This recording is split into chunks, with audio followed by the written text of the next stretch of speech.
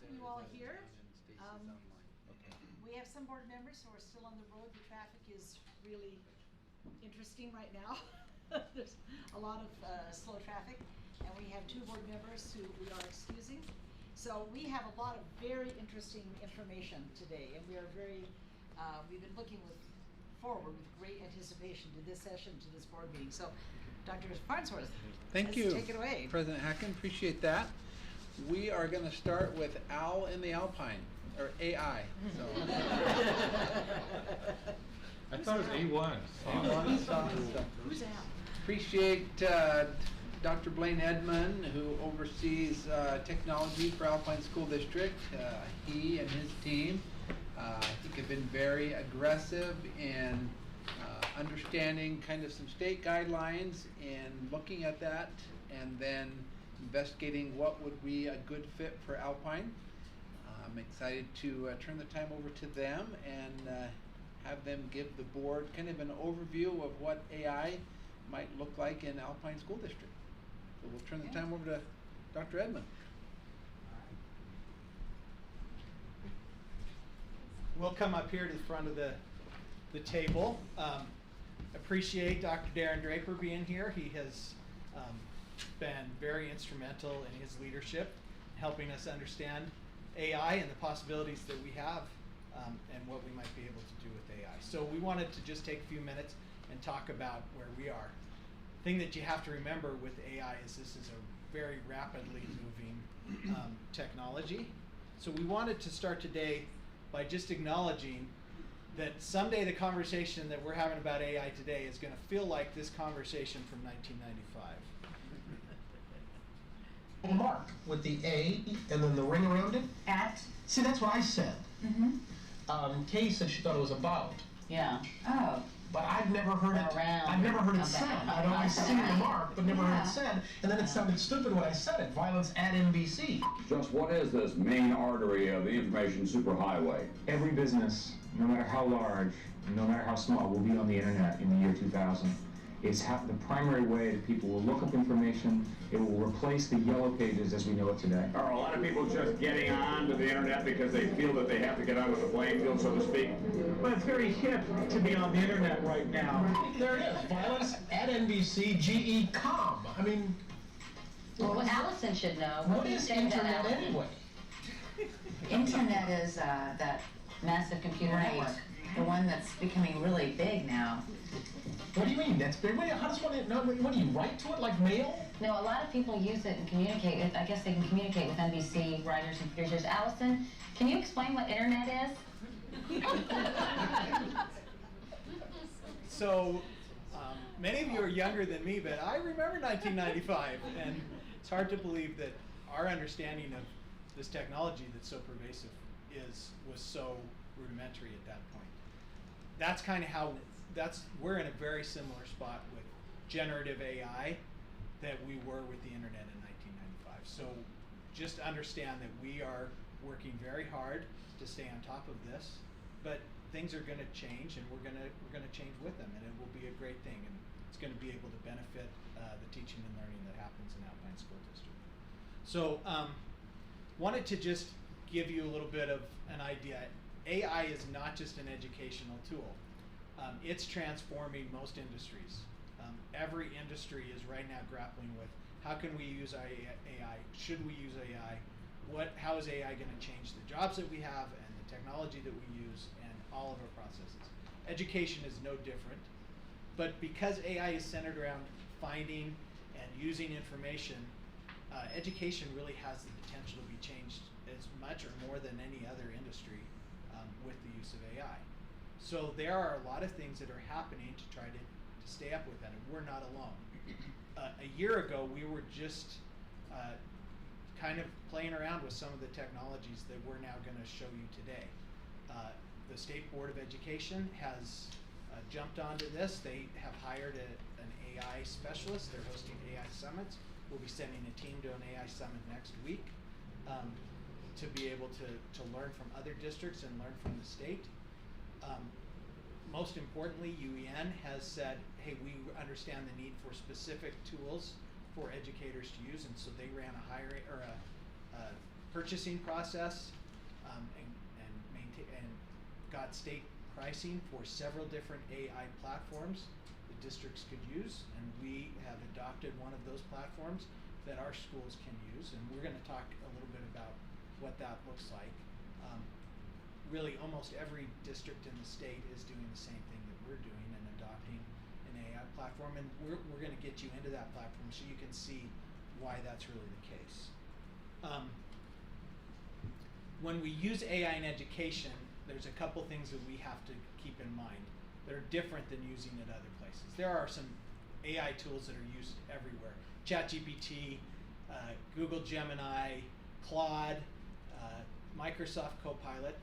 Well, in education, there's some hurdles that we have to make sure that we're thinking about. One of them is keeping students safe and productive. So we want to protect them from inappropriate content. We want to make sure that their data is not being used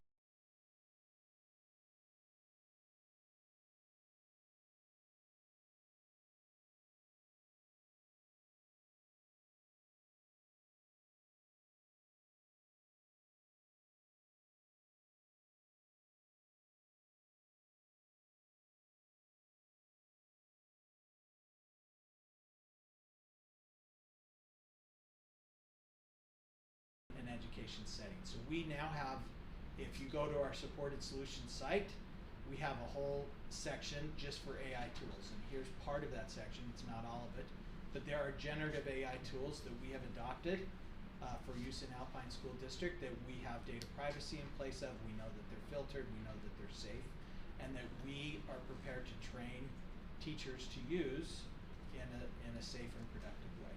And then there are some other tools like Adobe Express and Canva that have some AI functionality built into it. Even the Google tools have AI functionality built into it. So there are a lot of different options for our teachers to use that use AI. We're going to focus today specifically on the major platform that we've adopted, which is School AI. School AI is the same platform that is adopted by most of the districts around us. So Nebo District adopted School AI, Canyons District has adopted School AI, Jordan District adopted School AI halfway through last year, Granite District has adopted School AI. It's one of the three that the UEN kind of chose as supported tools for the state. School AI is a Lehigh company, so they look for products from around the world, but School AI is one of the best, and is a tool that is right here in Alpine School District. They were very excited to work with us because most of their employees live in Alpine School District and their kids go to Alpine School District schools. And so their employees were very excited that we adopted School AI. We did not do that lightly. We did a full investigation of all the tools. We sent a team to a national conference, ISTE, which really focused on AI this summer. We looked at many different tools. School AI was one of the most popular. They had this small little booth, and all of the vendors around them were complaining because nobody could get to their booth because School AI had become so popular and people saw the power of it. So we're going to show you a little bit about that today. And Darren's going to take us through a little bit of a demo. So School AI has basically 3 different sections in it. There's when you go in, you'll see a launch pad, sort of a home page. There are spaces, and spaces are chat rooms essentially that a teacher creates for students. They're teacher controlled, but for students to interact and learn. And we'll show you a space. We'll let you jump into a space in just a minute. There are also, this tools section has a number of different tools that teachers can use. And we really see teachers using this as a way to work better with their team, to be more efficient. And some of the things that it can do is, it's really quite fascinating. Some of the tools are a little trivial, like there's a joke generator, for example, that maybe a teacher would use. I don't know, some of these tools I probably wouldn't use, but others would be, certainly, I think every teacher could benefit, like this text leveler, for example. Every teacher has students in their class that read at different levels. And so this text leveler will allow a person to go in and change the text, the lexile level of a text. For example, let's say we have a certain document we want students to read, maybe, I don't know, maybe this paper here called Principal Learning Center Video. Have you guys read this document before? It's really. It's already at a it's pretty really- low Lexile level. I don't know. Well, let's see how it does. So what you can do is you can copy the text, and then you just paste it into School AI, and the paste will only allow for 10,000 characters. So it's only going to do a little bit of this dissertation. But then you can say, well, what grade level do I want to set this to? For this, maybe we'll just say 5th grade. And so a teacher could have a challenging text and then put it into the AI, and the AI will rewrite the text in a lower grade level. So I like it. Kindergarten. Shane did a study where he asked teachers from 59 schools. I like it. So this is a computer-generated re-leveling of the text. Another great thing I think School AI does is right here in what they call assistants. And this is the co-teacher. And it's essentially ChatGPT, but for teachers and in a safe space. We have data privacy agreements with School AI so that they won't be selling our data. They also aren't using our data to train the AI, which a lot of companies actually, that kind of a service, they charge for now.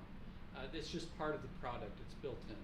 So with co-teacher though, one of the cool things I like about it, what I would use it as a teacher right now, many of our teachers right now are creating data spreadsheets like this of assessment data, where they'll get with their team and they'll list all of the scores for an assessment in one spreadsheet. And if a teacher or team, if they understand statistics, they can go through and run statistics. With School AI, sometimes it'll do the work for them, where we can just copy that data, and I can say, for example, analyze this table and tell me 3 things you notice. And you can paste it in there, and it's just this table, it's pasted, but the computer can read it. So it notices immediately performance distribution among teachers. Teacher Smith's students have the highest top scores with a perfect 100, followed by high scores in the 90s. In contrast, Teacher Cannon's range includes both high and very low scores. It noticed something about special ed student performance. It picked up that SPED was special education because this is, again, built for schools. SPED students are present in all 3 teachers' classes, however their scores tend to be on the lower end. Score variation, there's a significant variation in student scores with each teacher's class. Let's say, so I'm a team and I have this, which teacher should we learn more from? Based on the data, Teacher Smith might be someone to learn more from as their students achieve the highest scores, including a perfect 100. So the AI is analyzing the data quickly and allowing a teacher or team to be able to understand what they're working with a little faster. And then the other area that I think is exciting for some of our teachers is really to create a personalized experience for students in these spaces. When you have a space, a teacher can say, for example, build a space where the students will learn more about math or social studies or any topic within a content. We built a space for you just to interact with. We wanted to build a space where you can learn just a little bit on your own about School AI. And so to get to that space, if you want to take out your computers,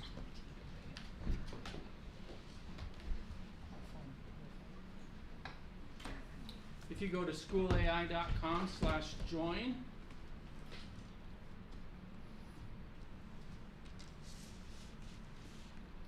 when you get there, you can put your name in there, or you don't have to put your name in there, it's up to you.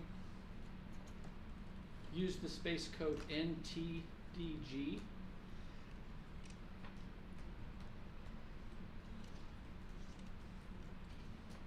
says invalid. NTDG. Oh. Okay, where am I going? On the Yeah. website? Oh, this is so great. Oh, that works. Then I'm trying to do it on my phone. So let's do that. Oh. What should I give my wife for her birthday?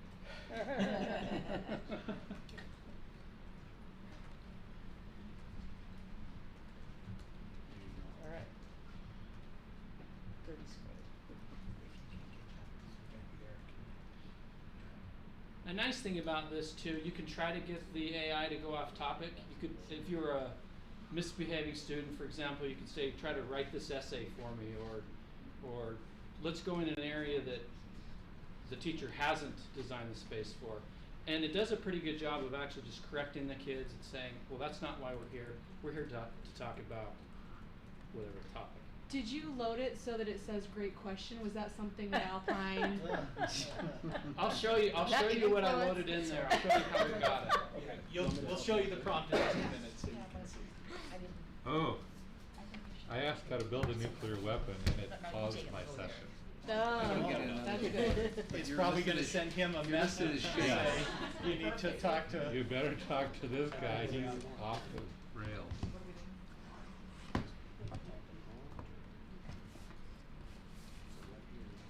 Oh, here you go, here. This is the kind of experience where students can use AI that are not available on other platforms. We can't put students on ChatGPT. It's not safe. They're not protecting the data. So these kind of platforms are able to let us build these kind of learning experiences for students in a safe, curated, managed way.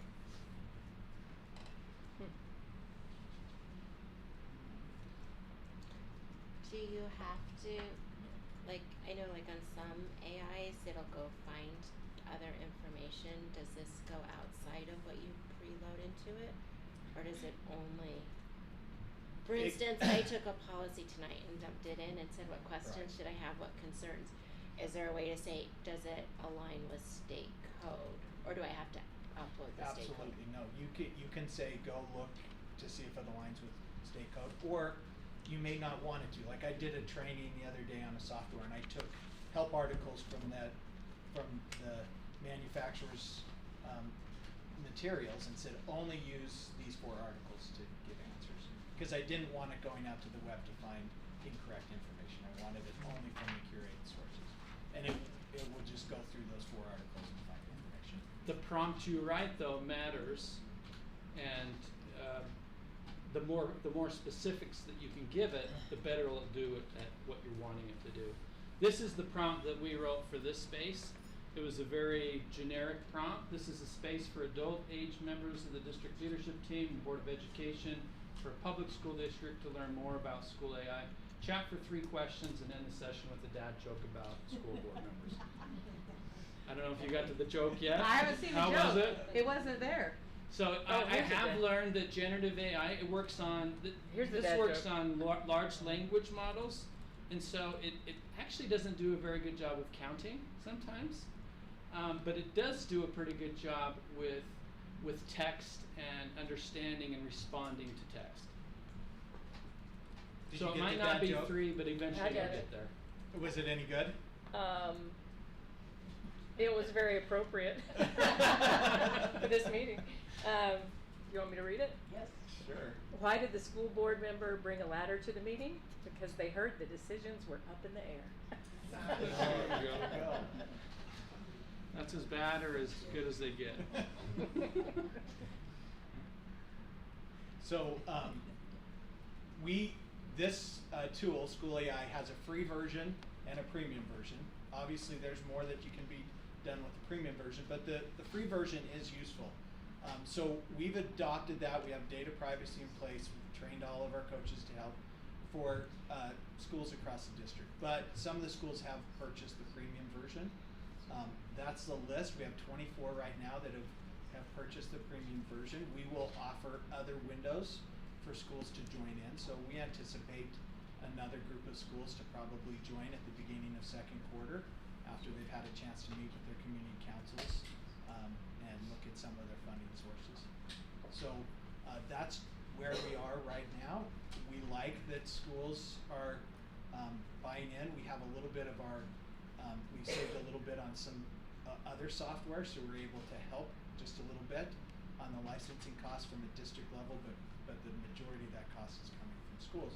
So schools have to be committed to do it, and we think that's a good thing, because then they're going to invest in the time to help train teachers and to make sure that it's being used effectively and efficiently. So we have, do you mind handing those out? We've created a couple documents. One of these is the best practices document. Really the intended audience of that was educators and teachers. That's about a 4-page document. It really goes into depth about what you should think about from an ethical and a practical standpoint when using AI in classrooms. We recognize that we had a lot of our public asking questions about AI in schools. So we created kind of a smaller version, which we've entitled AI in Schools. We're handing that to you now. That would be good for parents. It links on this document, so if we send it to them electronically, it links to the best practices document, so if they want the details, they can go and really get into the 4-page document. But this is just to help kind of ground and answer the questions about, we are excited for the use of AI and that it can help our students and our teachers, but we know that there's considerations that we have to use. We have to use it carefully. We have to use adopted and specific tools that are made for using AI in schools, and we need to think about the ethical considerations, and so this just kind of lays that out. So we're happy to share that with you as well, if that can be of use to you. What questions might you have for us? Yes? So I know that we have 40 different languages spoken in ASD. Can I say translate this to Haitian, Mongolian, like whatever? Yeah. Can I, so this could be used for multi-language learners when there's like a communication gap? Absolutely, yeah. And there are other Google Translate and some of those. We found that this is a little bit more accurate. It's still not something that I would want to say just translate and trust. If there's, if I'm translating into Spanish and I have some Spanish speakers, I want them to read that first and make sure. But sometimes we have Somali and we just don't have great options, and so we can use that. How many Shown in the languages does text. it do? It's actually a lot better than Google Translate was even just a few years ago. How many languages does it have? I don't know. I don't know that. I wouldn't be surprised if it's a lot. I can research that though if you'd like. It's really going out to the internet and finding, so if it can find information on those languages, it will try it. And then I'm assuming that it's like if you purchase the premium package, you're doing it for all teachers in the school. It's not like we're saying, hey, the science department and the English and social studies department wants it, but like PE doesn't. You're so correct. basically you're paying for all of it. Part of the licensing agreement is that whole schools have to buy it. So all the teachers and so they can use it with all the kids in the school. We can't say just a certain grade level or a certain grade. And then are we doing any kind of ROI, I guess? I mean, I guess that's to a certain extent they're going to be doing that when whether or not they're approving SEC money for it. They have to decide whether or not they're making the investment. Correct. But I'm just wondering, like, are we or the schools tracking, like, how much it's being used, or, like, which teacher's using it the most, or is it more of a just, like, self-reporting thing? Some of that is self-reporting. We can get some data on which programs are being used for our students on their Chromebooks and for our teachers. And so that's something that we generally look at towards the end of the year and kind of see which of our programs have high usage and which have low usage. We also get good information generally from the vendors that says here's how many different spaces have been created. This is how many documents have been translated. But to be honest, I'm not sure what that's going to look like with School AI, because they are building it as fast as we're getting on it. I mean, literally, this is changing week to week with Seems new like features that are coming out. Seems like our PLC coaches would be able to tell us a little bit about how it's being used in the classroom. Yeah, I think our coaches, both PLC and ILC, Oh yeah, will be right at the forefront of helping teachers and really knowing what uses, what of those tools are catching on and which ones aren't. So. And are there disclosures to parents like, hey, we've become an AI school, and so your child may be accessing AI, or is that, I mean, I understand that it's gone through all of the state-supported dynamics and it, qualifies under the Student Data Privacy Act and things like that. Are we doing notifications to parents about it? That's what this is, right? That's part of the reason why we built this, is so that that administrators, as they communicate with their parents, we have not had a district level communication to say this is how you must communicate, but we would hope that schools, as they're adopting this, are communicating just like they would with any tutor. Okay. I don't think both of those got around. Well, there's only one. They're the same. Yeah. Oh, are they the same? We didn't give Okay, you the okay. 4-page one. We can send this to you electronically, and then there's a link on there so that you can have the long one as well. In the slides, if you click on the document itself, it'll give you a link to the other document, to the full. So this teacher one is one we didn't give you yet. Okay, okay, I thought you were getting both of those. Yes. This is sort of the other side of the question, but what pushback do you anticipate from parents? In other words, what misconceptions might they have in terms of using AI in schools? I think we hear from parents that they're worried, one, about the content that students are going to see when they're doing that, and so it's helpful for us to say we're choosing tools that are specifically made for education and are filtered so that they won't generate that kind of content. And I think the other is that they think ChatGPT, and that I'm going to write an essay and I'm going to cheat with it. And so when we can show them the way that these spaces are curated, and this is the way that students get to use AI, but it's in a productive, curated, controlled environment, I think that helps alleviate a lot of those concerns. What I didn't show you is the teachers, after that session in a space, teachers can go into any student's chat transcript and review the entire transcript. They also get kind of a little thumbnail summary with an emoji of the sentiment rating that the AI detects, and whether or not harmful or other types of language have been used. So that comment that Mark made about creating a nuclear bomb or something, was it? Well, I won't confess, but something like It doesn't No, matter. you're just He trying already to has it. see where the fences are. Right. It will detect that, and it would have told the teacher. It would have given a little alert. So the same with some pornographic thing. Pornographic, self-harm, anything that a teacher should be looking for. And when you tried it, it'll just say, it'll either shut it down or say, that's not what we're here to learn about, let's, and then redirect them. Anything else? Thank you for the opportunity to show you. We're More excited questions about from it. the board? Dr. Sumner or Scott, you're in charge of these two. Anything you would add or take away? They've added a new title to their name, the AI experts, so they're amazing, so. Oh. Men in Black. Who are you getting Great. your information from? How are you learning? That's a great question. So we meet regularly with other tech directors and ed tech type directors and coaches across the state fairly regularly. We're also working really closely with School AI, and they're very interested in creating tools specific to our district. So it's nice to be able to work with them. They're behind the curtain, so they know how the technology functions. And I think the other thing is, I've just committed myself. I have School AI as an open tab on and everything I do. I think, could I do that in School AI? Just so that I can experimenting and trying and finding out what it's good for and what it's not good for. I was just going to mention, another thing you can do is you can say, I want this 3rd grade student to learn multiplication, and you'll just keep asking questions to drill on that topic for a student that's maybe deficient in some learning area. And so there's quite a few opportunities. That the trick is, how would I do that as a teacher? How would I enable that? And I think I'm excited that you guys are moving forward, because I think it could be very valuable for students. We think so too. Yeah. It sounds like half the battle is asking the right question, right? Yes. It is. There's a very live community of teachers also within School AI, and they'll share different spaces that they've created so that others can learn from them and just quickly launch them even. Okay, Okay, thank you very much.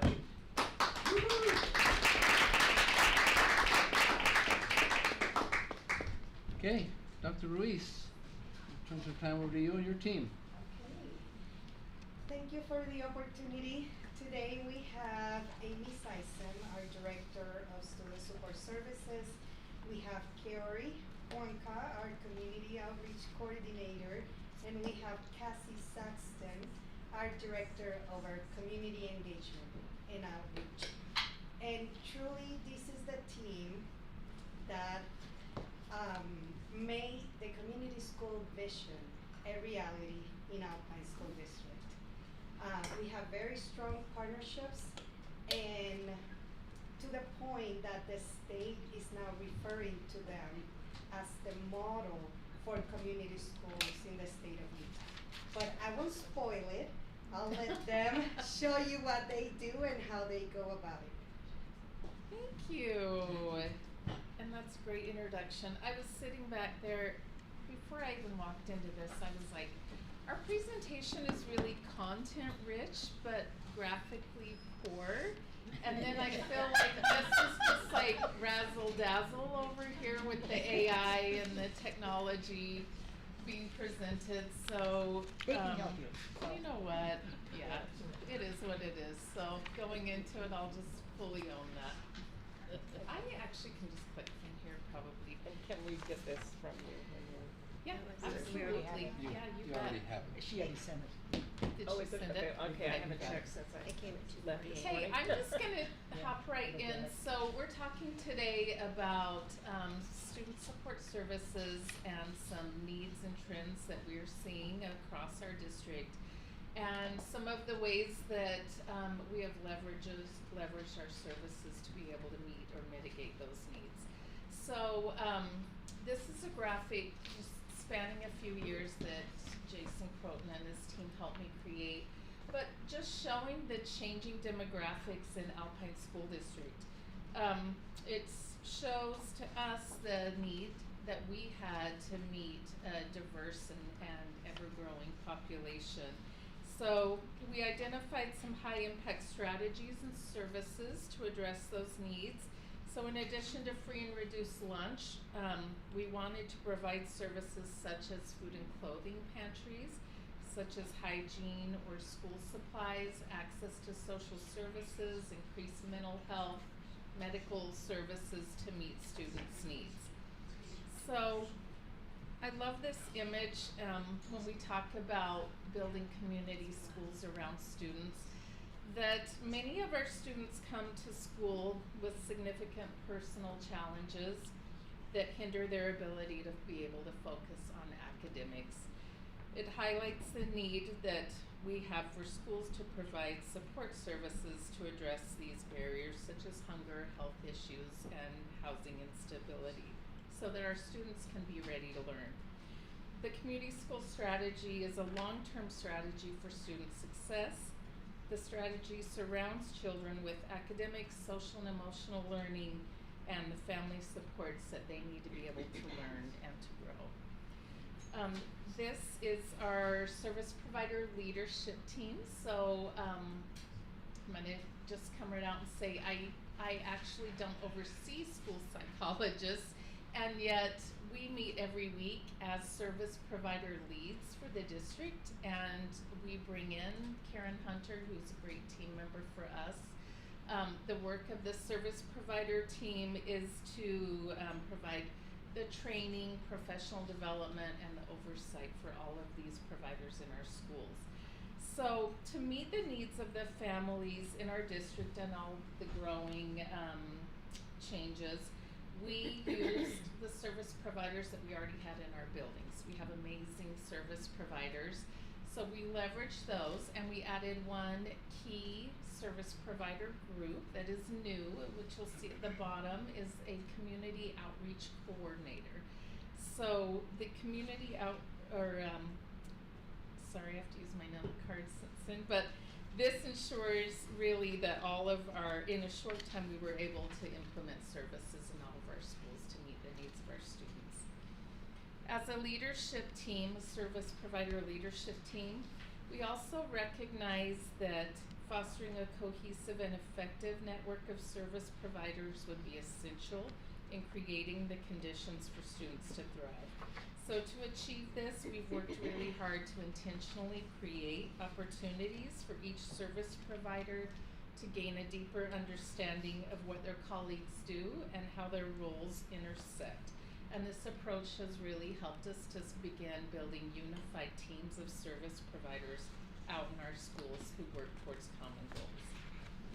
Our newest service provider group is the community schools coordinators. So they really serve as the connectors in our schools.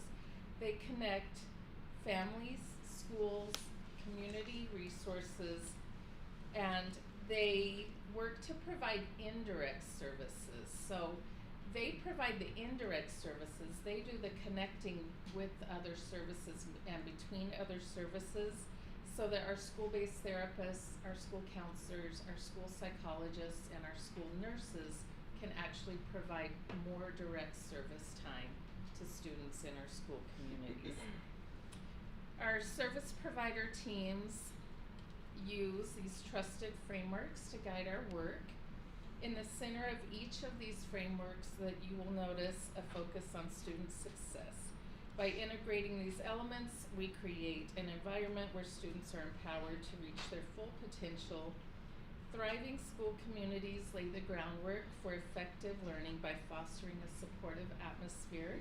In turn, this atmosphere promotes student well-being, which is essential for sustained academic engagement and success to help students thrive both in school and beyond. I'm going to introduce Kaori Wonka now. She was our newest, she was our first addition to our community outreach team. So she's going to talk to you a little bit more about the team structure and what that looks like. Perfect, yes. So I'm Kaori Wonka. I'm actually currently out in the Westlake cluster feed. If you guys can look at the feeder pattern, you'll see little dots around the different schools. So if we look up at the top, you'll see an overwhelming amount, not a lot, but a lot of little red dots under the Mountain View High School cluster feed. So they work off of a grant. So there's an individual, like at every school, if not all schools, hopefully sharing kind of that load. And then we are kind of off separately, and there's one person per cluster. The other schools that don't have an individual community outreach coordinator, we're still looking for funding, and that's kind of the essential piece, but some have really enjoyed that community schools model within our communities and are funding them out of their own school funds. So you can see that out in Greenwood, Mount Mahogany, and Polaris High School, who's not on the feeder pattern, but they are there as well. So can I ask, so you're saying that we are funding just the Mountain View through grant? A specific grant is funding the Mountain View High School. Just the Mountain View area, okay. Well, And we the other, we fund all of the outreach members except for Timpanogos, Greenwood, and Polaris. They've chosen, and Mount Mahogany. They've chosen to spend TSSA funds. so there's four that are doing their own, okay. Awesome. So being out in the Westlake High School cluster, Westlake High School has kind of adopted this model and being able to kind of showcase what this looks like within the schools. So with being assigned out there, we decided that Westlake would become the hub for the resources available within our community in Utah County and just any activities that we held for our communities. And our vision was to take what we already know from Alpine and our goals and our vision and tie it into the community and schools model. And so when I started 3 years ago, we decided that Westlake would be the hub for these events. Instead of families going to an event at every single school, we decided that Westlake High School would kind of be the host school for these events and outreach nights. And so we took together our leadership team, our principal, and then our school-based therapist, our counselors, our nurse, our school psych, and just our community partners in Utah County. and we brought them all to the table and asked them what were the highest needs out in Saratoga Springs. And I am a new member of Utah, but I have kind of been back and forth into the state of Utah before I even had this position. And maybe we all know at this table that Utah has, or Saratoga Springs, the dynamics and just everything about that city has changed, right? The demographics have changed as well. And so a lot of the things that we were seeing within our team was that there was a lot of people who have families who had been doubled up in a home or just needed resources, lots of refugees moving in. And so that was kind of our main goals, was how do we bring those families and how do we tie them into our schools, and how do we tie community schools together. So we saw those needs and we saw those trends, and then during the year we decided to kind of put this plan of support in. And this is kind of where our role as a part of this new service provider team, and then the rest of the service providers in the school district, this is where we came together. And so this is our end of the year data for the Westlake High School cluster. But we serviced about 603 individuals in our school food pantry last year. We spent about $5,000 of humanitarian grants just so we can provide clothing to brand new families in our communities and kind of meet those needs.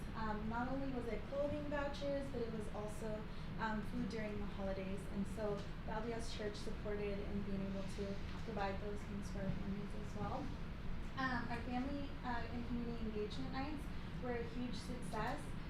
We hosted different things like Health Night, where we partnered with the UVA PA program, and they came out and did a PA night.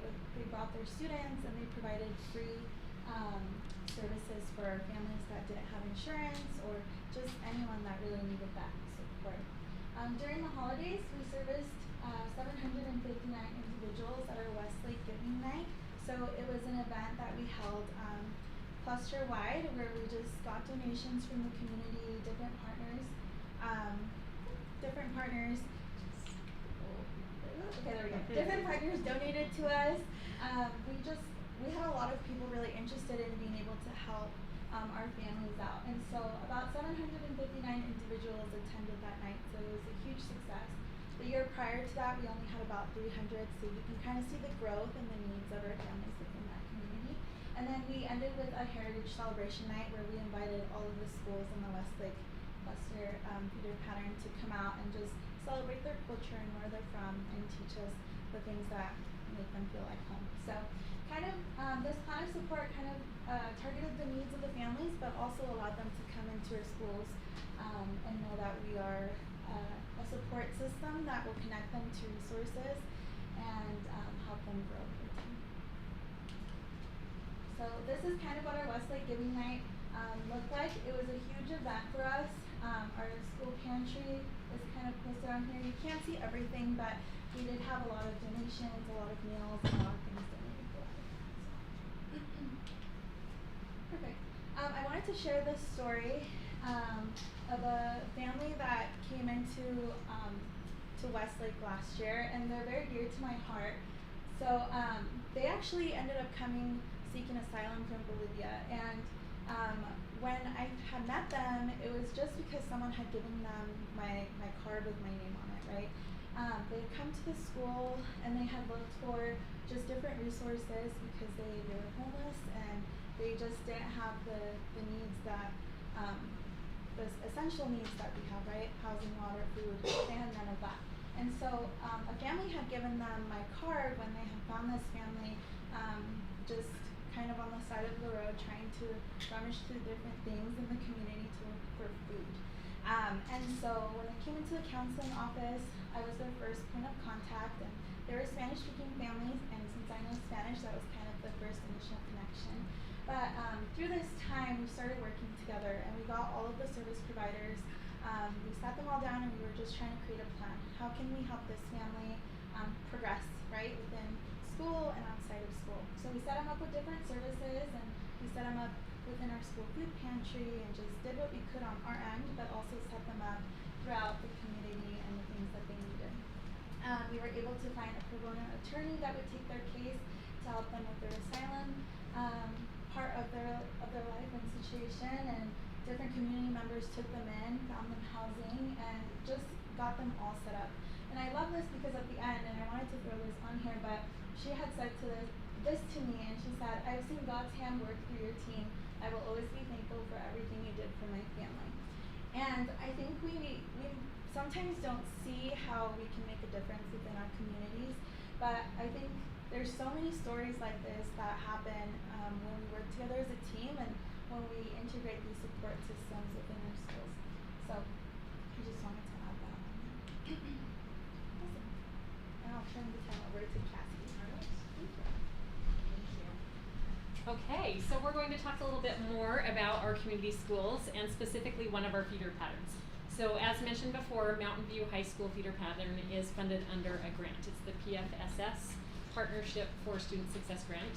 And so we're going to talk a little bit about that Orem Community Schools project. We meet pretty often. We use a lot of data to drive the decisions that they're making in that feeder pattern, and we do a lot of reporting for the grant. And so there's 5 schools that operate, 3 elementaries, which is Bonneville, Westmore, and Cherry Hill, and then we have Orem Junior and Mountain View that operate under that grant. And so we want to zoom in for a little bit and look at one school. So this is Bonneville Elementary, who has a community school liaison placed right at their school. And when they started out, they had to look at, if we want all students to learn, what are some of the barriers, like Amy mentioned? What are the things keeping students? We talk a lot about connection, we talk a lot about academic achievement, but what are some of those barriers that are keeping students from attending or being connected to their school? And so they looked at that hierarchy of needs. What are some of the basic needs that are not being met? And as they went through that process, they asked families so that they could have community voice as they're making decisions, what would be most beneficial for those families. And then they decided to meet the families where they are. So to start from those places of basic need, and one of the goals that we have in community schools is to go from that transactional to transformational. And so we don't want all of our efforts to be just those basic needs. We want to get to where families are able to self-sustain and get to that self-achievement, whether it's students or families. And so Bonneville asked a lot of questions. What do the students need? What's going to help them come to school? What's going to help them grow? And what they'll gain from the efforts that they were putting into that. And so this is from a needs assessment that they did, just one piece of data that they gathered at their school. They looked at what they needed to do to get families support and to get students in school and ready to learn. And so you can see on this graph, there's a lot of needs, but the big ones are your basic needs: food, clothing, and then holiday help. There are a lot of other resources, and like Amy mentioned, we're the facilitators of connecting families to those needs. And so they took a look at that, and one of the things they knew is any event that they offered, they needed to feed families. So they needed to offer dinner, so that as they came, they felt connected, they felt fed, and they looked to that school for some of those basic needs in the beginning. Yes? So holiday help is like childcare during holidays? That would be food and gifts for families, and so yeah, a lot of that. Yeah, and after school programs, things like that during the extended break, some help with families, yeah. So one of the things as part of the grant is we're always trying to make sure that our goals are not additional work for the schools, and so we're stepping into the 3rd year of the grant. We've been constantly looking at alignment of goals. And so making sure that we are aligning our PFSS goals for the grant with the school level goals. And so this is just, again, Bonneville's example. They have a school trust fund goal to increase the reading proficiency in the KEEP and the Acadians in both literacy and math. And you can see that as part of the grant under the community school model, they set specific goals. So 4% in literacy on Acadians, and then an increase each year of 2% in the reading proficiency for 3rd grade. So 4% for kindergarten and the 2% for 3rd grade. And then they also had numeracy goals in both kindergarten and 3rd grade that we track each year, and then a student connection goal based off the CCC, the Climate Connection Survey. And so we track all of those things, and Bonneville has their school goals, and then there's goals under this grant, and there's alignment through the process so that we're not making more work for the school, we're supporting the work of the school. Do those also align with the early learning grant goals that we saw last month? That is a good question. I'm assuming for the kindergarten, I would think so. I'm not familiar with the early learning grant, but Literacy plan. the literacy plan. It used to be early literacy, now it's. Yes, Yeah. and so each school sets their own goals, and then each grade level sets it within that, and that's on that PLC profile page. And so it should reflect, if not similar, common goals. So some of the things that they did to look at reading readiness for those literacy goals is on a school level having a take-home library. In some of our schools, this went away during COVID. I know I was in elementary schools where it went away and never came back, but they wanted to make sure that students had access to books, especially over Christmas break, summer break, and that they had books on their level. And so Bonneville made sure to offer that take-home library as part of their reading and literacy goals. And each student in kindergarten through 3rd and students in 4th grade that were below reading proficiency were offered 5 books a week so that they had access to reading in their home. So just another support that they could offer. And then they looked at who are our community partners that can help us meet those goals. And so one of the things that's big in community schools is reaching out to community partners. We just had one of our convening meetings today. We had United Way of Utah County, we had Boys and Girls Club, we had Orem PD, we have UVU. We have a lot of community sponsors and partners that help, and Bonneville and a lot of the Orem schools reached out to Boys and Girls Club, and they looked for after-school programs to meet that need for both childcare and learning. And so you can see on here the average daily attendance on the left, and you can see that over the 3 years we've had an increase at most of the schools, a little dip in Cherry Hill so far this year, but we'll get that back up. And this is their after-school program. And then you can see the reading minutes because literacy is part of what they're trying to hit as a community partner. You can see the number of minutes that were gained last year at each of those 4 schools that participate. And so at Bonneville, for instance, they had an additional 44,000 minutes read because they've reached out and aligned their goals and invited community partners in. And just today at our convening, we looked at the number of students that were served each day in each of the 4 schools in Orem. And it's on average about 45 students each day in those elementary schools that stay for after-school programs. And so on any given day in these 4 Orem schools that are partners of Boys and Girls Club, there's about 180 students that are served and that get not only after-school care, basic needs met, a snack before they head home, but they also get help with those literacy goals. Another thing that we hope as part of the community school model is increased attendance. And so we're watching that because if students and families feel connected to the school, they should want to be here more. And so you can look at the first, we're in our 3rd year again of that grant in Orem. And so you can look at that first year in 2022, and it's the blue line. You can see about 93, 94% attendance. Last year, if you look at that orange line, you can see about 95, 96% on average. And then already to start out this year, in those schools, we're seeing about 98, 97. And so as students and families feel connected, their basic needs are met, we're removing some of those barriers so that they can be in school ready to learn. So it's exciting to watch those trends, and this grant in Orem specifically is a 5-year, so we're going to continue to watch and collect data on that. Some highlights, we met over the summer with our community schools in Orem and we had some celebrations. And so these are some of the things that Jason Croton and his team pulled together based on our goals. Again, in kindergarten, our goal was 4% increase in Acadience on proficiency, and you can see that there are some amazing numbers there, 34% change. So we celebrate that growth, we celebrate the increase in proficiency, and we keep setting new goals. Some of the other schools in Orem, Cherry Hill, some of the celebrations, again, with kindergarten, their focus was their multilingual students for their student group goal. And you can see the growth there and the number of students that are making big changes in their reading proficiency. Westmore, again, another jump, 28% and 77% in growth on their Acadience reading for kindergarten. And then because we're a feeder pattern, we're looking all the way through and aligning our goals and making sure that we're seeing changes over time. So for Orem Junior, their student group goal was to help their ELD students make adequate yearly progress. And one of the things we celebrated is that they came off of targeted state support for some of their student groups, some of their multilingual groups, specifically Pacific Islander and Hispanic. So we celebrate those wins. In Mountain View, we just talked about this at our convening meeting today. We had a goal for two things under concurrent enrollment, which was an increase in the number of credits earned and an increase in the number of students taking at least one credit of concurrent enrollment. And that goal was a 3% increase. So, big celebrations there. Yes. In front of you, you'll see that we have your summary report. This is a year at a glance of all the data and stories that we have collected as part of our Orem Community Schools project. I'm just going to highlight a few things. There's a lot of quantitative and qualitative. Okay. Okay, all right. Glance through it. There's a lot of great stories in here. And specifically, pay attention to page 19, which is our logic model. And what we love about that is coherence. We see that all of our schools are combining, working towards the same shared understanding, the same shared purpose, and the same goals, so that all the way through elementary, all the way to Mountain View, we're seeing change happening with those schools.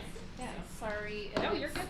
Cassie has great data to share, but I am a little worried about our time, and I wanted to highlight some other things going on outside in the district. So, as you saw in the feeder map, we are in the Orem area, and we are in some other areas. And our Eagle Mountain community outreach coordinators are just amazing. And one of the things that I love that they're doing is they've built a partnership, and I am so glad Blaine is here, because Blaine has been really supportive and really great to work with. So we wanted to provide English classes to parents of students. And Eagle Mountain and Saratoga, quite honestly, are, it's hard to find resources out there. It's getting better, but it's been very difficult. So my team went to Blaine and asked if we could partner with Adult Ed and Kip Bromley, and it's been a fantastic partnership. So last year we provided English classes to 96. We had 96 parents graduate from English classes. We did our sign up this year, and it has grown so much that actually Adult Ed and Jaron Bakar, who I want to give a shout out to at Frontier, are paying for a full-time adult English teacher at night. We have 196 parents enrolled. We have 6 English classes going at the Frontier Middle School to serve Eagle Mountain, so it's just been a huge benefit for that family. We're also offering, we partner with Centro Hispano this year. Kay Rory's worked for a year to get them to come to Westlake. So we'll also be doing adult English classes at Westlake, and they're going to do digital literacy classes at Westlake as well. I want to thank Julie. Because of her advocacy, we were the recipients of a very large donation from the FFKR group. And so they dropped off pallets and pallets of groceries to transportation. And they also gave us quite a sizable cash donation through the foundation. They wanted to make sure all of our pantries had everything they needed for the beginning of the school year. And then another thing that we're doing is twice a month at Cedar Valley, we provide tutoring. So that brings me to the next thing of where we're going next. And one is the strengthening of academic supports. So something that we want to work on and support schools with is out of school learning time, providing tutoring through virtual options, before and after school time, and Cedar Valley is a great example of where we feed families and teachers stay, and we have volunteers that support that learning time. We're working to expand the adult education and build more community partnerships. Without community partnerships, this work really cannot happen. So we're fortunate to have great people out in our community to support, and we're always looking to grow that. We're also placing a focus on health and well-being. One of the things that we are really committed to is providing healthy meals and snacks to families and students year-round. So if you're not in a Title I school, during the summer, many of our students go hungry. So that's a high priority for us to improve that. And also increasing access to mental health services through community partnerships and through the building up of our existing partnerships with Wasatch Behavioral Health. We work hard to provide continual professional development, not only for our service providers, but for our school teams. And then the last thing that we really need to work on, and which really you have quite a lot of influence over, is sustainability and funding. So many of the services that we're able to provide and the service providers that we have in our buildings, we procure through grant funding and braiding of grant funds. But something that would be important for our district moving forward would be to find ongoing funding sources for service providers so that we can ensure we have a school nurse and an elementary counselor, a school-based therapist, and a community outreach coordinator someday at each of our all of our schools, not just elementaries, but working towards that sustainability piece. I went fast at the end because we kind of got ahead on time. So do you have questions for my team or I about this? What did you mean when you said sources were scarce, or resources were in scarce? Eagle Mountain? Yeah. Like for example, until this year, well actually until the last 6 months, there was no food pantry. There was medical services are limited, where we have more resources towards the south end of our county. Like in Orem, we have a lot more resources and community partnerships. What are county health is not out there yet. Health, No public transportation. Public transportation's not available there. Just not developed yet. Yeah. And a lot of our families that have food insecurities that live in Saratoga and Eagle Mountain, they also have no car, or if they have a car, they don't have gas. So, trying to bring the resources out their way with food deliveries and other things has been something that we've worked towards. That was a great question. Anything else? Okay, thank you. Amy, one question. Yeah. And perhaps Dr. Rees, you can answer this as well. So when the state highlights you as the model program, is it, what are the factors that they're looking at? Is it the coordination among service providers? Is it the outreach to the community? Is it the number of services offered? What do they highlight there as a model program? Yeah, I would say, thank you for asking that. I think something very unique that we intentionally have done is many community schools models work as, in other districts, they have a family center. So they have a place, a building, separate from the school where families are all directed to go to receive services. And something that was important to us was to really have the school be seen as that hub of the community so that families can walk to get services and everything is there. Something that we've done that is unique is use service provider teams in our schools to meet the needs of students. So the team, Westlake's a fantastic example, and that they work together as a team to support families. We're not referring them to a different place to go for resources. So it's worked well, and we've seen great results, not only in our data across the board, quite honestly, discipline, attendance, but our academic data quite, strengthens and shows support for the model that when we help students and build that thriving community in our own school buildings, we're helping students thrive that way.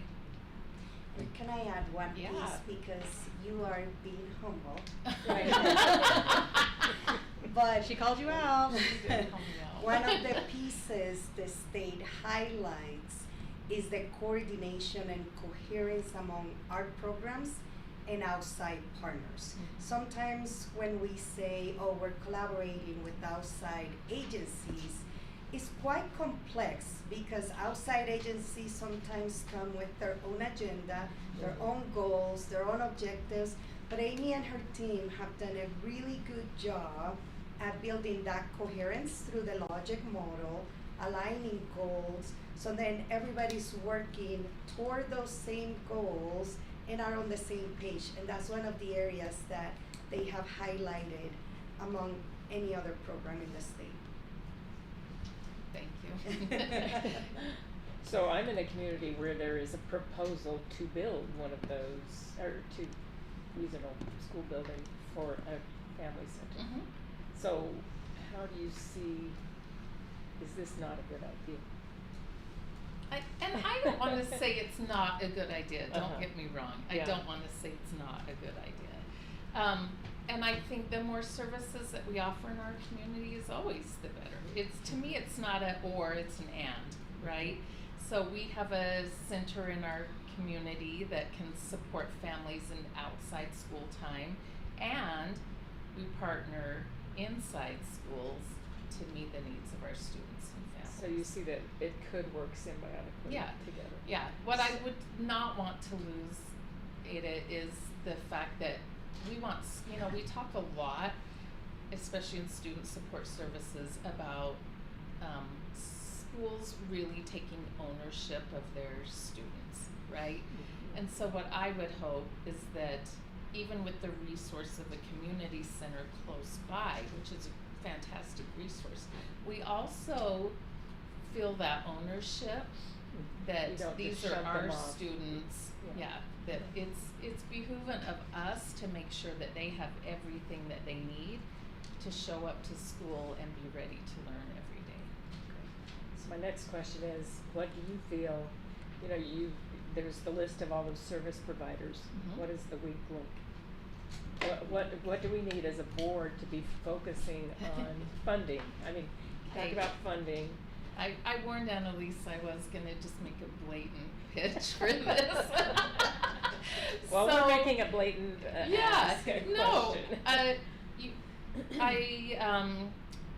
elementary counselors are not required by the state, so they're not funded by the state. And so, and yet I would say, I see Cynthia back there nodding vehemently, yes, yes, yes, right? Like, they're such an important member of our school teams, and they do so much in the service of our students and families that having an ongoing funding source for them would be very important. We also, grants could be used to add additional services if some of our school providers, like nurses and elementary counselors, were paid for off sustained funding.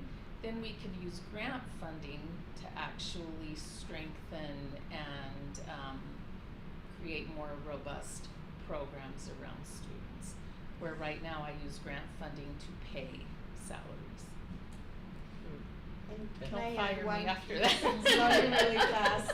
In addition to that, if we go back to the feeder system and you see those red dots, we're only in a few of the feeder systems where the needs are throughout our district. And so we could be providing same services and meeting needs in every cluster in our district if we had a more sustainable funding source. And really preparing students. Bottom line of this work is to ensure that students are ready to learn. If their basic needs are met, they can learn at high levels.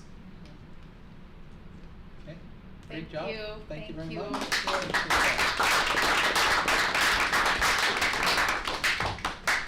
Okay, board, the last item we have for study session is just to kind of review the timeline for the new high school. I've asked Eric Woodhouse, the Executive Director of Operations, to lay out some numbers in terms of enrollment at Cedar Valley High School and Westlake High School. And then as we see kind of what that looks like going forward, the need for it is there, and then Jason can talk about some possible funding options as we look forward with the understanding that there is a reconfiguration currently being considered and on the ballot that would impact that, but we'll first look at the numbers, kind of where we're headed in terms of enrollment, where we project we're headed in terms of enrollment, and then we'll review some possible funding options. Thanks, Superintendent. Mind if I get up? Because I just kind of want to point to the board so I can kind of. He just sent it to us in email. I did. I just sent it to you. Okay, I'll look. Okay, so we've been really busy in operations trying to look at a lot of different variables across the district. Because one of our main responsibilities is to make sure that our facilities are able to support the growing number of students and declining enrollment of students that we have across the district. And so this is one of those things as a facilities and operations standpoint. It's important for us to be able to watch because as you'll see, based on the numbers, there is a need for a high school out there out west. And if we look at the projected growth, then depending on the timeline of when that high school is built will depend on how creative we need to be as a facilities team to be able to support those student enrollment. So if you look at the fall 2024 class, the total is 5550 between Cedar Valley High School and Westlake High School. Westlake is 3,000. I think the largest they've ever been before Cedar Valley was built was 3,200, just a little bit over 3,200 in 2018. Okay, so keep that number in mind because that's the largest it's ever been. And those of you that have been out there to Westlake know what that was like when it was 3,200. So with 9th grade out, so that'll be next year. So just for your consideration, with 9th grade out, right now Cedar Valley High School will be at 2,400. So the timing of that middle school was critical for us to be able to reduce the growth there at Cedar Valley. So if you look at fall 2025, Westlake, you can see continues to grow, 3,100. 2026, they're at 3,200. And then at 2027, they're at 3,290. So that would officially be more than what they've been ever. Yes, Julie? How did we calculate the projection for 2025? Because that 3110 is smaller than the amount of students that the school grew this year. Jason? The school will. That the school grew this year. Where we went from last year's numbers to this year's numbers is so larger. So you're saying 3099 to 3110, you're thinking this would be larger? So Yeah. the projection, so the, It should be in the report the today. 3099 is as of August 30th, which may be a little higher than projections. That projected fall 2025 is the projection that was made last fall. So there'll be updated projections when we do the. So these are last year's projections because we don't have We don't have new projections until we present them in November. Yeah. So you're saying they could be likely higher? Yeah, because I mean, they grew roughly 250 last year. Yes. And we're saying how they're going to grow. So thank you. So this is based on last year's 11 projections. students. Not sure that's the reality I live in. Okay. So our projected timeline and what Frank and I are working off of is projected opening of the high school in 2028. So if you look at the enrollment here, Westlake High School in 2028 would start at 3,440. Cedar Valley High School would be at 2,700. Eric, can you use your other hand and if we stand split on it that? into, Yeah. how about this? I can practice my hand. I just can't see through your head. Thank you. My wife says she can. Oh. But anyway.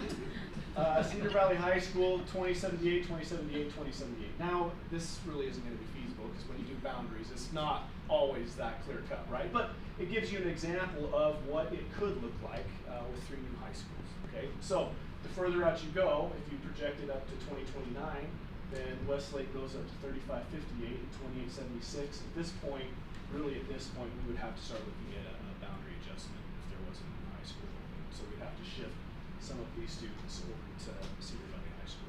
Yeah. And what happens if we hit the fall 2029 projections in fall of 2025? I think, yeah, we would definitely have to look at that, and we would have to either do a boundary adjustment, or we'd have to get real creative. And I don't even know if there's space, Frank, out there to be able to put another satellite at Westlake High School. No. So, Not unless again, you put it on the football field. The obvious is we would have to They're do a about to boundary see. adjustment, right, and shift some of those students to Cedar Valley High School, which would increase the busing and other considerations. So, I mean, you're seeing that it is complicated. The further out you go, the more complicated it is going to be, and the more creative we're going to have to be as a facilities team to make sure that we're managing and mitigating the growth there. Okay, 2032. No, the 3 high schools, that'd be a good number. This is pretty high. I mean, the only thing that we could think of from a facility standpoint, if this isn't built, would have to be doing a feasibility study, putting that, I believe we have property out there at Cedar Valley where it was going to be a West Transportation. You could possibly put a satellite out there, do a boundary adjustment, and push a lot of it out there. That's getting ultra creative. That's about the only thing from a facility standpoint that we've thought in this process that we could do to mitigate that. So Eric, when you're looking at the Westlake numbers, I think one of the things to take into consideration as well is the growth that we're seeing at Vista Heights. So, I mean, some of these numbers like Vista's talking about, I mean, even our projections look at Vista pushing 2,000. So we also may potentially have to look at whether or not we'd have to flip 9th grade to Westlake and how that would impact that with Vista Heights growth. Yeah. Anyways, I'm just throwing that into the configuration as well, that it's not just Westlake, it's obviously Cedar Valley, it's Vista, and then what the implications of that would be. Good point. Good point. Any other questions that you guys have about the projections? Yes. And again, I just want to make clear that these are based on last year's projections. They're not reflective of the reality of what was grown at the middle schools and the high school. And the challenge is, again, we won't have those projections until mid-November. Jason, I have a really quick question. Yeah. Sorry, I didn't see where you were. I know too that like there's 2 significant developments coming in. There's the one that's coming in right across from Vista Heights that they're already like pulling utilities. I can't remember the name of it, but it's that giant one that technically the kids are boundaried for Lake Mountain, but it's across the street from Vista, and they're going to actually do a light into our parking lot or whatever. And then also the growth in Firefly. So I know Firefly just kind of came online, and they're expecting kind of like really, I think, a fairly fast build out like over the next decade. Have we taken into consideration, I mean, those are relatively new projects, so I'm assuming those are not figured into last year's projections as far as those growth pieces. Would that be a fair? Well, this doesn't get into the specifics that much of we're including this, we're including this. It's looking at the past history of growth and going forward. So as things grow out, we're looking at how fast is it growing, continuing to grow and adjusting each year. So the specifics of every single house or subdivision is not included each year in the thing, but it's just looking at the schools as they grow, trying to get to that point. Okay. Anything else? Superintendent? No, Okay. I think that's all of your slides on this, right? As you Yes. see. Correct. Okay. Yeah, looking at Westlake, so like Westlake, for just the numbers that came on the last day of August, they're about 44 more than we projected. Cedar Valley's right at the ones we right at, so right there. But like you were saying, it's up 235 from last year, but we projected about that amount. And Cedar Valley's up about 140. I'm just saying when we project 11 students next year, and we got 238 this year. But we're not projecting just 11 because it'll adjust on that because we would have had the amounts that are. But this is Okay. Jason, you want to talk through some funding options? Yeah. So I've been looking at a few things on. So there was 4 increments that were added in August for the building fund, potentially for the high school. We're also looking at a past lease revenue bond that was for Desert Sky. Did you send any documentation on this, or you're just giving it to us? No, I haven't. There's nothing presented. So there's about $5 million left in a project or in a lease revenue bond for Desert Sky that could possibly be used. It was originally for West Transportation Center. So we've also been putting $2 million away for a couple of years for West Transportation. If that full amount, the $6 million plus 5.5 for this leftover in the Desert Sky lease revenue bond was put towards that. What it's showing, if we were to use that, it would get us about $75 million away from needing for that, for the 4 increments plus that $11.5 million. If we were also to say, well, let's use, last year in Truth and Taxation, we did 4 in capital fund also. Part of that was to help with just operational or capital projects for maintenance, things that Frank needed with his team. So, but 2.37 or about 13 million per year was put into building and land acquisition. Part of that right now, the plan was to use part of that money to pay the lease revenue bond, potential new lease revenue bond. So I'll share this. So basically, you're saying if we triggered a lease revenue bond, you're saying the money's already is planned out from those increments to pay for it. If we shifted everything. Correct. There's a few different scenarios here. Let's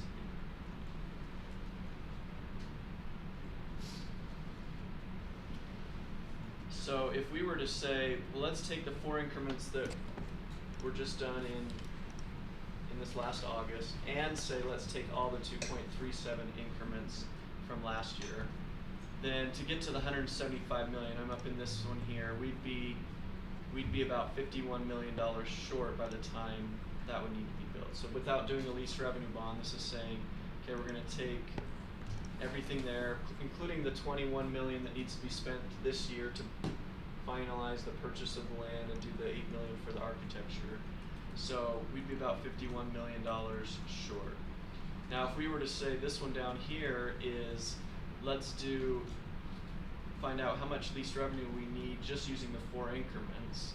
So we'd need about a $75 million lease revenue bond. If the board decides to take about the $11.5 million that was set aside for West Transportation to put towards this building of the high school. So that $75 million lease revenue bond would generate a $5.2 million payment for 20 years. And that would take about 40% of the 2.37 increments. So there'd be about $8 million per year still going into a separate building fund, not associated with the high school. Another option here is if we use the 4 new increments plus the 2.37 increments and do no lease revenue bond, so say, did a calculation here, we'd need 4.6 increments added in FY26 for 2 years worth, that would get us right to the 175 million. So it would be 11 increments total, but for like FY24 there was 2.37, FY25 there'd be the 2.37 plus the 4, and those would continue with the 4.59 for FY26 and 27. So that's the number of increments needed next August if we were to do this with no lease revenue bond. And then this one down here is saying let's use as much of the 2.37 as we can plus the 4 increments, but knowing that part of the 2.37 needs to be used to make the payments on a new lease revenue bond. We could do about $60 million lease revenue bond. The payment would be $44.1 million instead of 5.2, and that would also get to the 175 million using the part that's set aside for West Transportation. So looking at this, using that, and there'd be nothing in the remaining amount for other in the building fund. So the savings between getting a $60 million and a $75.3 million lease revenue bond is about $9 million in interest savings. Up here if we did it all in increments and no lease revenue bond, it would save $42 million in interest savings from doing a $75 million lease revenue bond, or $33 million from doing a $59 million lease revenue bond, or $60 million. I can make a PDF of this and send it out too. That'd be great. So what is our headroom in terms of the new law that was passed limiting LBAs? We can do 86 million. 86? So any of these would be less than that.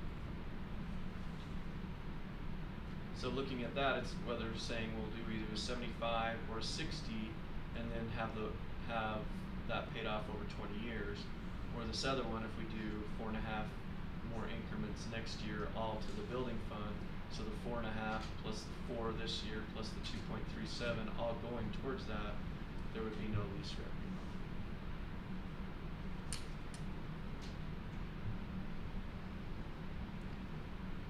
questions for Jason? So is there a recommendation from staff or business services at this point as to which option they think is better? No, because we don't know all the specifics of can the board do a lease revenue bond if there's a split passed, or if. Tell us about the questions involved there, the unknowns. I mean, I heard a little bit about it this morning. We don't know if there's a division in November, there's something in the law that prevents us from doing any kind of bond, correct? Craig, I think our interpretation of that is there are limitations. If there is a vision in November, there are limitations with respect to a lease revenue bond. Right. Increment funding could still occur up For 2 until years. the 26th, So the year prior to commencement of educational services. Which would be which year? 27. 26, 27. 27. If they start educational services in 27, 28, then we could not do increments in 26, 27. 25, 26 would be the last year we could do. So Craig, what do you see the purpose of those limitations? What's the purpose in the law? Well, because they don't want to bind a new board to decisions of this board. So as soon as the vote happens in November, as soon as there's a vote happening in November, there's potentially a creation of a new district. So they wouldn't want the old guys to pass a huge bond. Tell the new guys what to do. But the new guys would be saddled with, I think is the idea. Other questions? So, are all of these on the same timeline to open in 2028, or do they all have different timelines? Well, the one here with just doing the 4, there's more options than just these, but the 4 increments and saying we're going to do all the 2.37 increments, the whole building fund is going towards this, it would get us $51 million short. So I'm not sure on the specifics if there was a split pass saying, okay, well we can generate 123 million, but at that point, after that, the new district would have to pay the rest.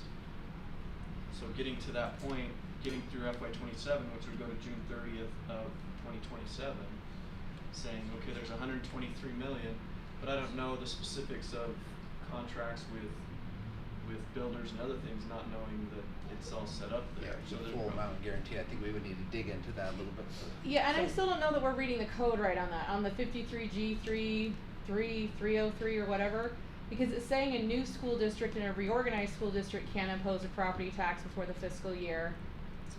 But that's not ASD. Well, I thought the language was we would be considered the reorganized at that point. But those are new boards. That's not us. They don't take place until 2027. No, but it's saying that like when those school board members are elected in 2025, they cannot go in and impose a property tax the year before. That's how I'm reading it.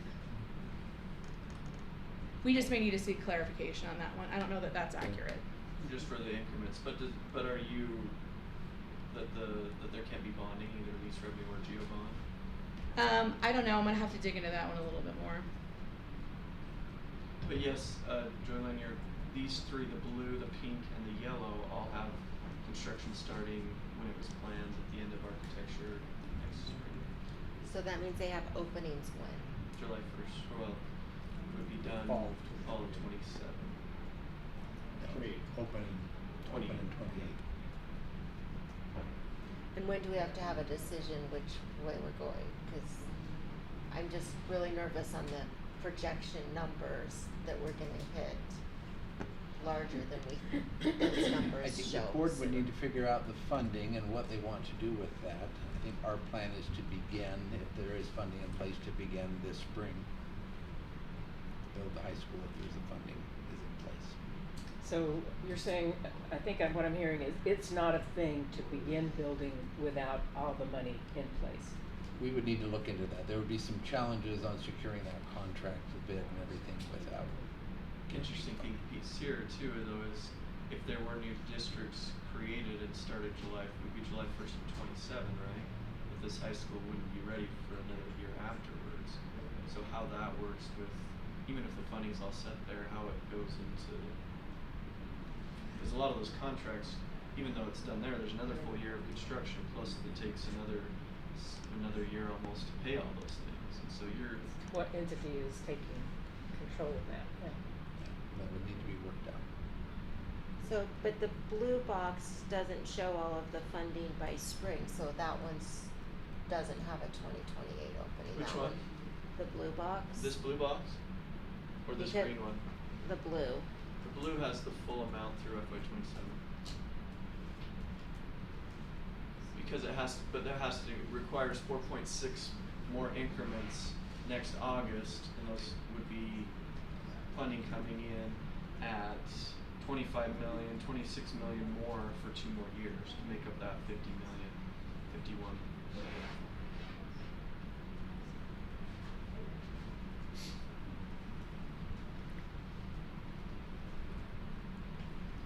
Okay. That is our information. That's sobering. I have a question. There are other needs in the district besides just that high school. American Fork, we need to finish that project, Pleasant Grove. If all of our increments go to one project, is there money somewhere else to work on any other projects, or is this is it for the whole district? This one here, while I'm putting the 4.59, all those, it would be all increments in the building fund would be going towards that one. So if there was, but this one down here, if we were to do a $75 million lease revenue bond, that would leave, but it would still only leave about 8 million per year, because you're going to have all of those increments, the 4 increments, plus a payment. It's going to pull out of the 2.37 increments because there's a payment for 20 years to pay for that. So it doesn't leave a lot left, about 8 million per year. So not enough to build a school. So You have it would to take accrue it. it would take about 4 years of that left to build an elementary school.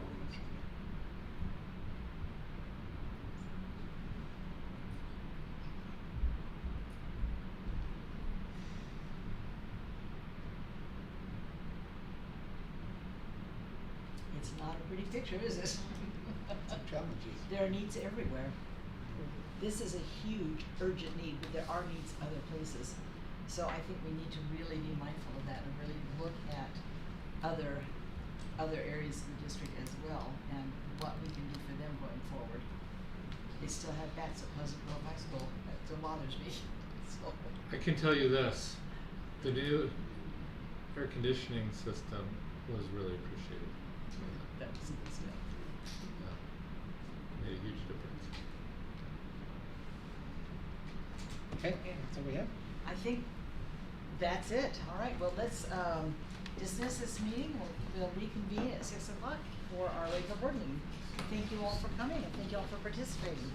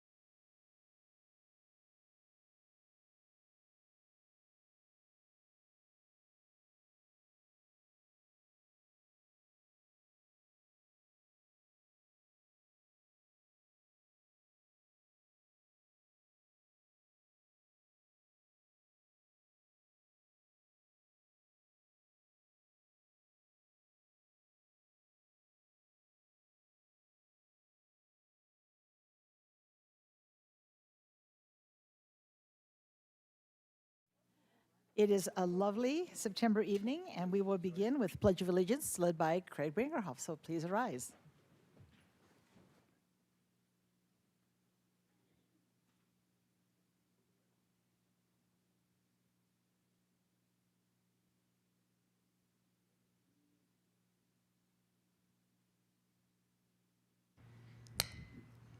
Please join me in reciting the Pledge of Allegiance. I pledge allegiance to the flag of the United States of America and to the republic for which it stands, one nation, under God, indivisible, with liberty and justice for all.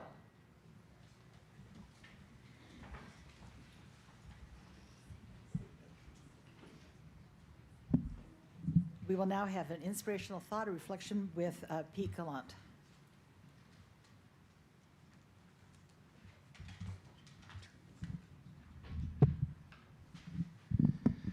A few years ago, I read this book. It's Big Potential by Sean Achor, and I found this a really good thought here.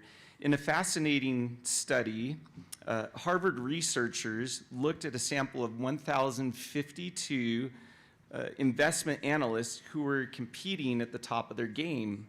Things were going great for them. They found a way to succeed in a tough and competitive job. They felt like superstars.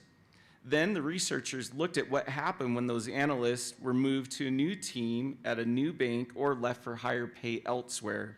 A whopping 46% of those stars collapsed. They simply were unable to replicate the success at their new bank, and not just in the short term. The researchers found that 5 years later, the analysts still could not perform at the level they once had. They stopped being superstars the minute they left behind the constellation of people who allowed them to shine. So I've seen that in several cases in education. I think it takes a team of people to make great things happen. A lot of the things I've seen at my school, the successes, it's come from several people doing that together. Thank you.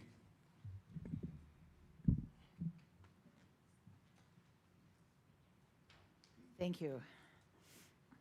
Now we have time to look at our RISE Awards, and we love to give these awards. We have hundreds of people. We had hundreds of people that were recommended last year, and this is an award that can go to teachers or staff members who excel in making a difference for students, for parents, for colleagues. And so we have 4 people that we are going to recognize tonight. And RISE stands for Remarkable, Inspiring, Selfless, and Encouraging. And these people are sterling examples of that. So let's begin with Mark Clement introducing Aaron Summerhill. Great. If you, Aaron Summerhill, if you want to come on up to the front, that'd be great.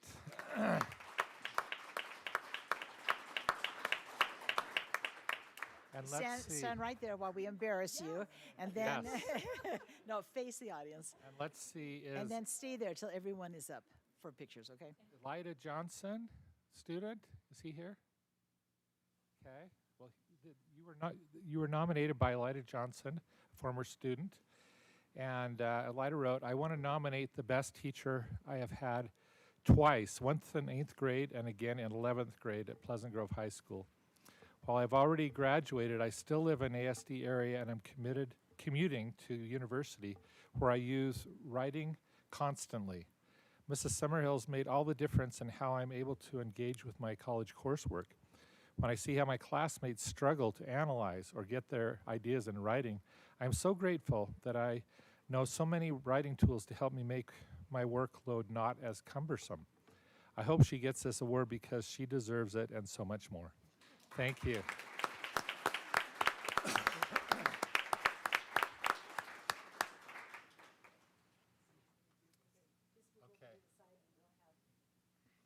Okay. Next, can we have Alice Coombs, the librarian at Greenwood Elementary, come forward?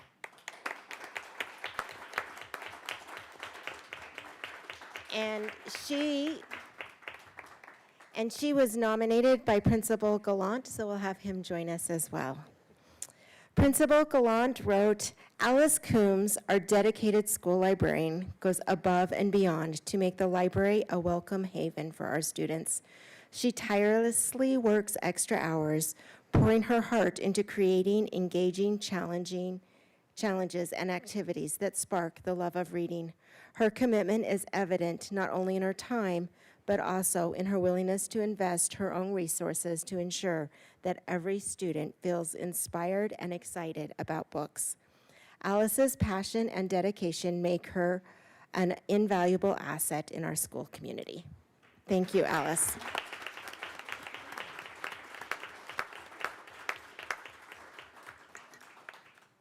Okay, next we would like to honor Marshall Olson, Marshall Olson, a teacher from Manila Elementary. Sorry about that.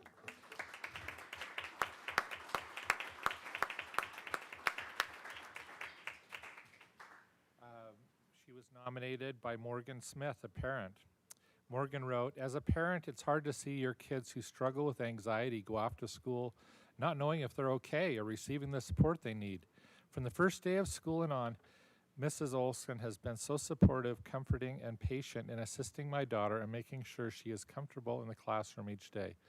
Mrs. Olson uses techniques with my daughter that fills her with trust and confidence to get through her day, and most importantly, trust in her teacher as a safe person to rely on as she's away from home. She tells me my student is worth it. Thanks for being awesome.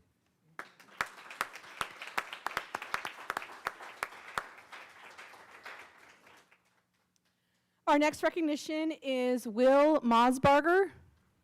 Is Will here? There you go. And then we want to invite Carly, Alex, and then Rex, if you would also come up as well. Thank you. So Carly and Alex wrote a phenomenal application for Will. I'm not sure there has ever been another bus driver as fantastic as Will.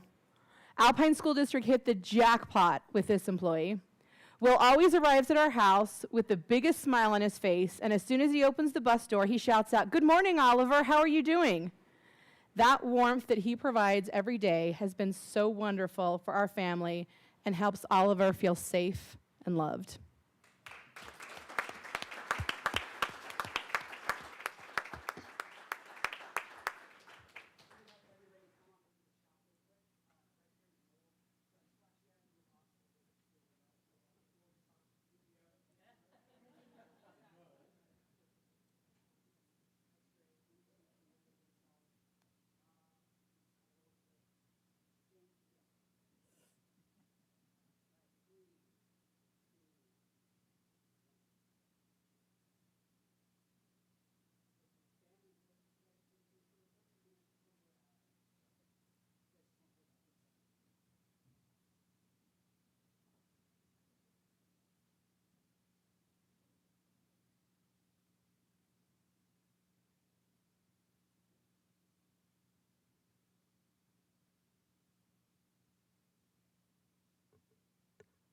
Now we'd like to shake the hands of all of our winners, our awardees of the RISE winners. We'll just come this way. We'll shake your hands.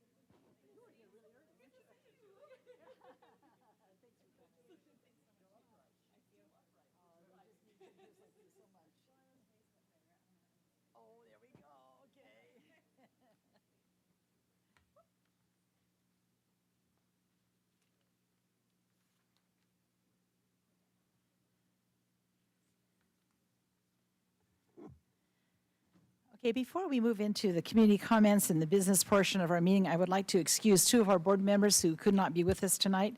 So we'd like to excuse Sarah Beeson and Stacy Bateman. Stacy will be online. Thank you. All right, community comments.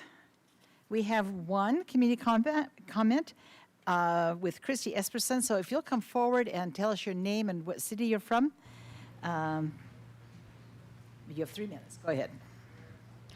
Hi, my name is Christy Esperson, and I live in Saratoga Springs. I'm just going to read because I'm feeling a little nervous. Good evening, members of the school board. I stand before you today as a concerned parent, deeply invested in the future of my community. Specifically, I'm here to address the urgent need for the new high school in Saratoga Springs. We have been patient and understanding to needs in other parts of the district, while our needs were addressed with Band-Aids. We're out of patience and out of time. As of last Thursday, Westlake High School had 3,245 registered students, already more than your projections for next year, and have grown over 40 students from the beginning of the school year, less than a month ago. Regardless of the outcome of November's election, you bear the responsibility for all the students until 2027. You cannot delay any longer. Our children deserve a school that meets their needs and provides them with the opportunities that they deserve. Every day that passes without a definitive timeline is a day lost. We have entrusted you with our tax dollars. It's time for you to deliver on your promise and provide our students with the high school they so urgently need. Thank you. Thank you, Christy. All right, we will now move into the business portion of our meeting. We need to have a motion to approve the minutes. I move that we approve the minutes. And a second? Second. Okay, it's been moved by Mark and seconded by Ada. Is there any discussion? Seeing none, all in favor say aye. Aye. Any opposed say nay. Thank you. The minutes are approved. Dr. Farnsworth. Yes, you've received your claims for the month, and I recommend your acceptance of the claims. I move that we accept the claims. Okay, in a second? Second. Okay, it's been moved by Ada and seconded by Mark. Is there any discussion concerning the claims? Seeing none, we'll move to a vote. All in favor of approving the claims, say aye. Aye. Any opposed, say nay. Okay, the claims have been approved. Dr. Farnsworth. You've also received your routine business for the month, and I recommend your acceptance of the routine business. Thank you. Do I have a motion to accept the routine business? I move that we accept the routine business. And is there a second? I'll second it. Okay, it's been moved by Ada and seconded by Julie that we accept the routine business. Is there any discussion? Okay, seeing none, all in favor say aye. Aye. Any opposed say nay.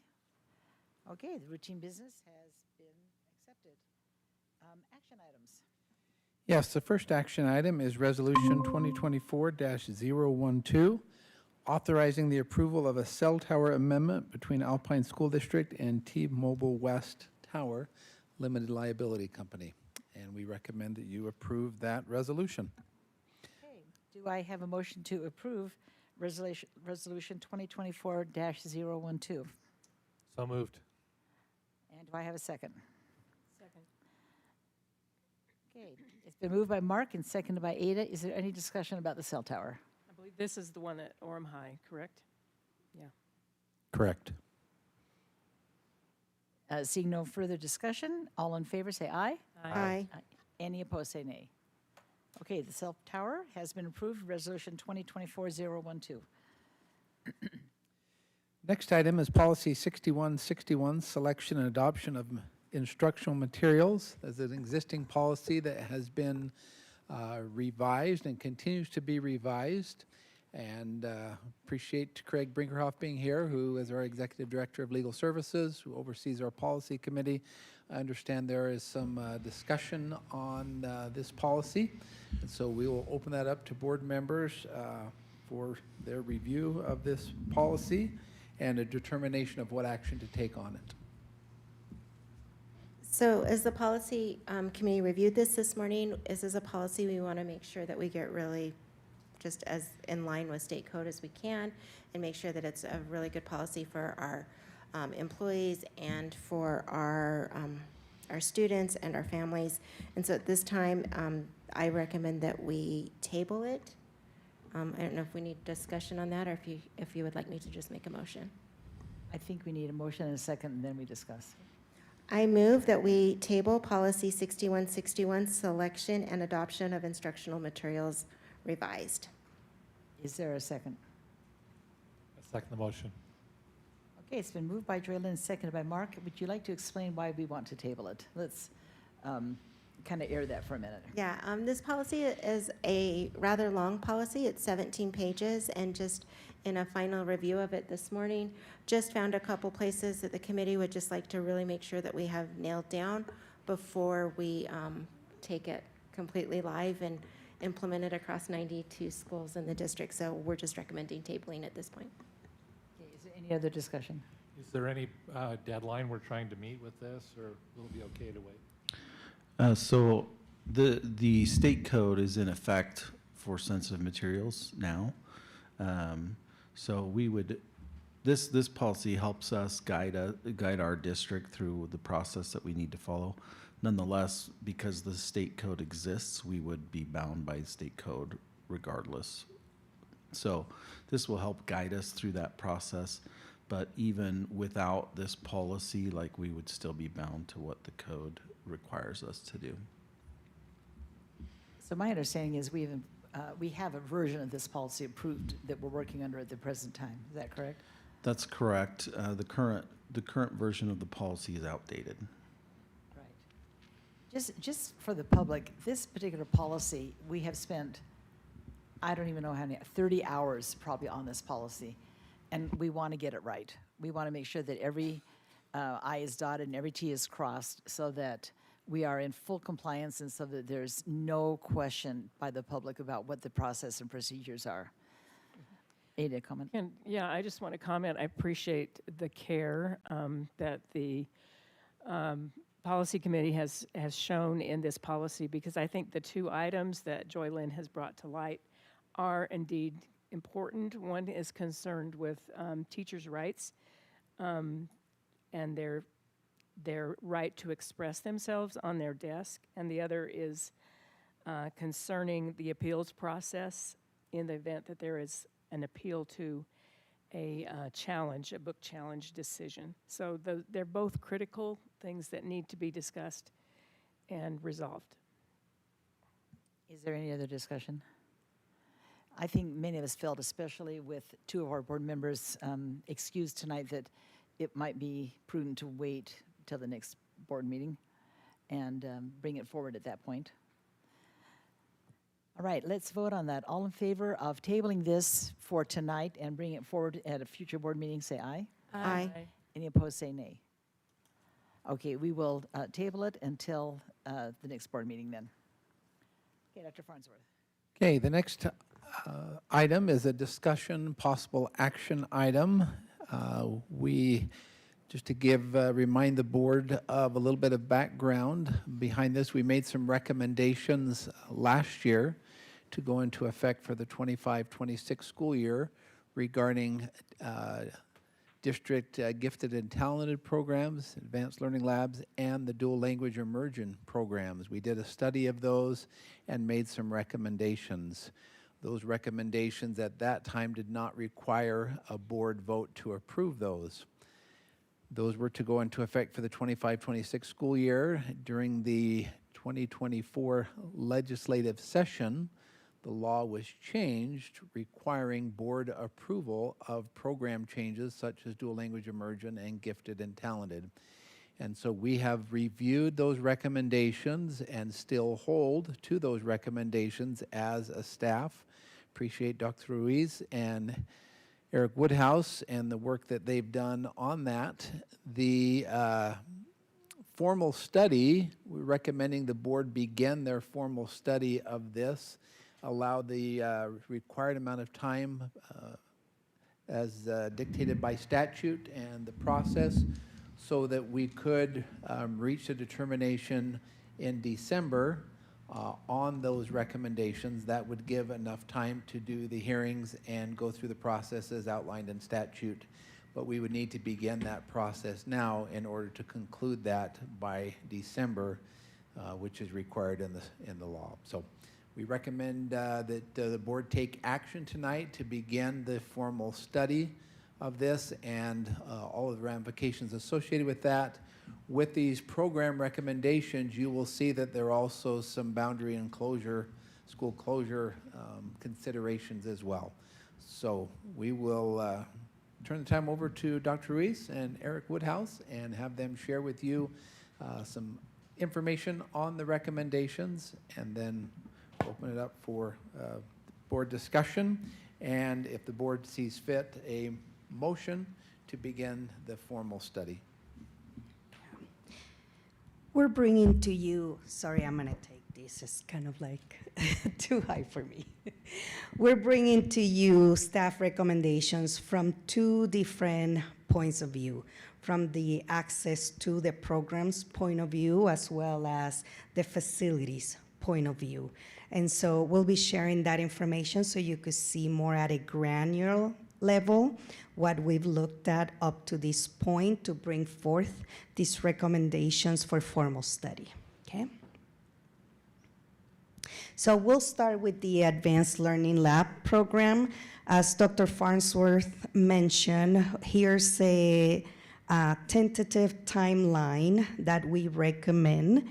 From September to December, the formal study, in December taking a board vote, and then December, January, notifying personnel and parents of such changes if there are any at that point, okay?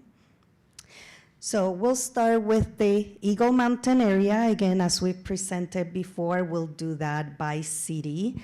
And we are recommending that we maintain the ALL program at Hidden Hollow, and that we create a new program at Silver Lake Elementary to provide that equity of access to these programs, and expanding the program to third grade. So from third grade to sixth grade, standardizing the entry point of the program in third grade. In Saratoga Springs, we're recommending to maintain the ALL program at Saratoga Shores, but again, expanding that, or maintaining, sorry, that's one of our locations that already has an entry point of the program in third grade. In the Lehigh area, we recommend to maintain both programs, one at Sigo Lily and the other one at North Point, but standardizing the access starting in third grade. In the Alpine, Cedar Hills, and Highland area, we are recommending the same thing as before, where we want to maintain and continue to monitor the 3 programs in that area and study its effects over time, and look at enrollment trends and other associated variables before making any other recommendations in a couple of years or so. In the American Fork area, we recommend to create a new program. American Fork, we currently have no programs to the ALL program, and standardize its entry point in third grade. Now, when we open a new program, that's phased in, so we're not doing all grade levels at one point. We will start with third grade, and then year after year add a new grade. I just want you to keep that in mind when we recommend a new program. In the Pleasant Grove area, we recommend the potential closure of Linden Elementary. We recommend to study the possible move of Linden Elementary non-ALL students to Rocky Mountain Elementary, and study the possible move of the ALL program to another elementary. So right now that is to be determined. That will be part of our formal study. Okay? Dr. Reese, I just clarify for the board, the ALL program movement is not dictating or causing the closure of Linden Elementary. That is contemplated because of a dual language immersion program, but the ALL program at Linden would be affected by that. So this will make more sense on all of the movements when she shares that DLI program adjustment. Yeah, and we'll go into more of the detail again when we look classroom by classroom from a facility standpoint. You'll see why we're recommending these three different pieces. With the Orem and Vineyard area, we recommend to maintain the program at Foothill Elementary. And as Dr. Farnsworth led into that piece, I'm going to have Eric explain kind of the granular level that we got to get to these Dr. recommendations. Reese, on that last slide, you said Foothill, but you did not mention Orem, maintaining Orem Elementary. Oh, yes, sorry. Okay. Maintain those programs at Foothill and Orem Elementary and standardize the entry point. Thank you. Going to review the DLI before the facility? Okay. Yeah, so I'm going to try to be as clear as possible on the process that we used from a facility standpoint to see, because the challenging thing, we're going to be looking at the upper left-hand corner at the Linden Rocky Mountain and consolidating those two into one school. The challenging thing about this situation is that you can't just take a simple average and say, up at the top, you've got 425 regular education students and 209 for a total of 634, and they have 28 available classrooms. Now, if you'll notice up at the top where it says classrooms available, it says 28, and in parentheses it says 31. They have 31 classroom size rooms, but three of those classrooms are special classes, and we do not displace special classes when we consider combining schools. And so those stay as is, so we've really got 28 classrooms to be able to work with in that situation. But you can't just divide those by a typical class size of 27, 28, because when you're talking about the nature of a special program, sometimes there are variables there. And so what we did is we ran the numbers based on move-up students. So if this were to occur next year and we took the second graders and put them in third grade currently from both schools, what would the enrollment be? And then we can consolidate those in the regular classrooms. The challenging thing is when you look at the DLI or the ALL. You can't combine an ALL classroom with a regular education classroom because they have their own special class. In the dual language immersion, if you look at other schools, you have the English class and then you have the language side of the class. And there at Rocky Mountain, those numbers are quite low. And so, but they still need their own classroom. You're not combining that with the regular education class too.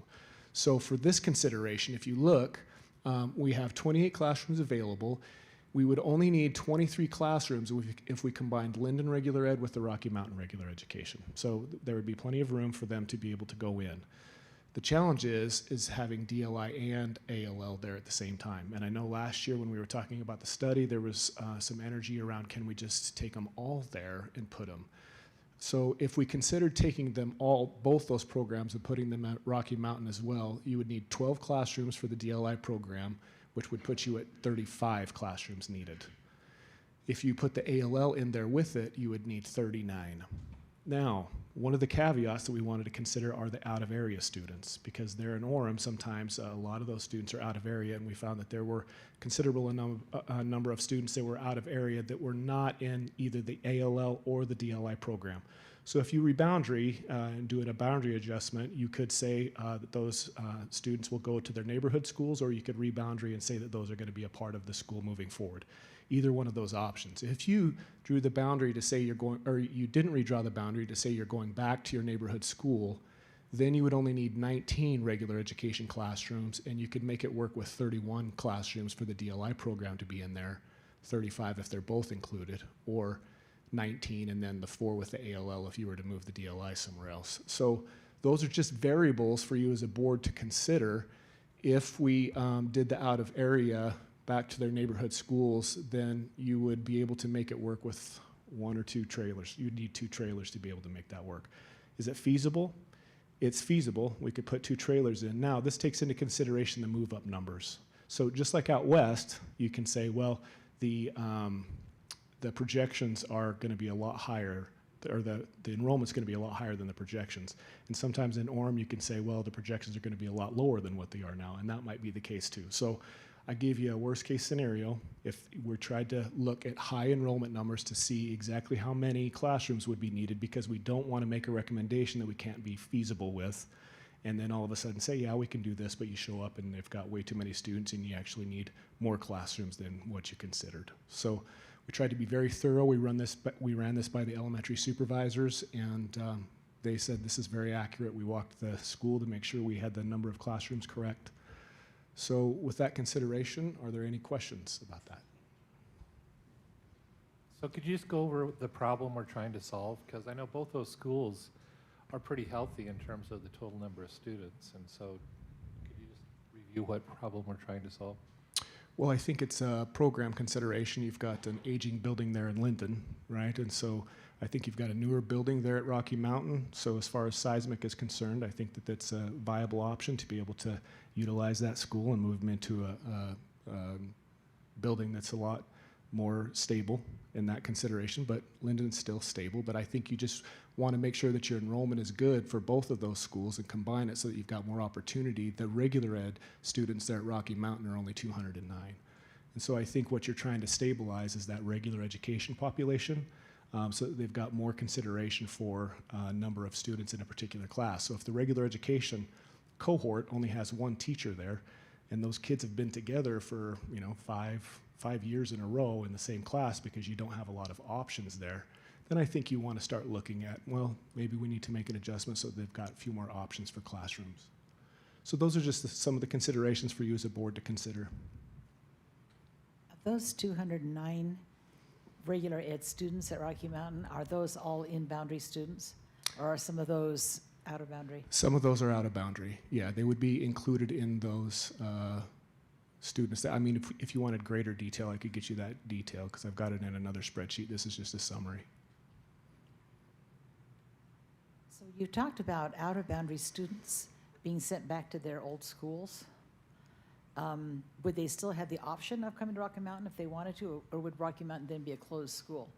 I think that's a variable that we'd have to consider. I'm only including that to see if it would be possible. So if you took out the out of area, then I think you've got a little bit better of a situation to be able to make the classroom work with both the regular ed and the DLI. But if you didn't, then you're still going to be stretching it because you've got 35 classrooms needed. Procedure question. Were you going to share the DLI recommendations? After.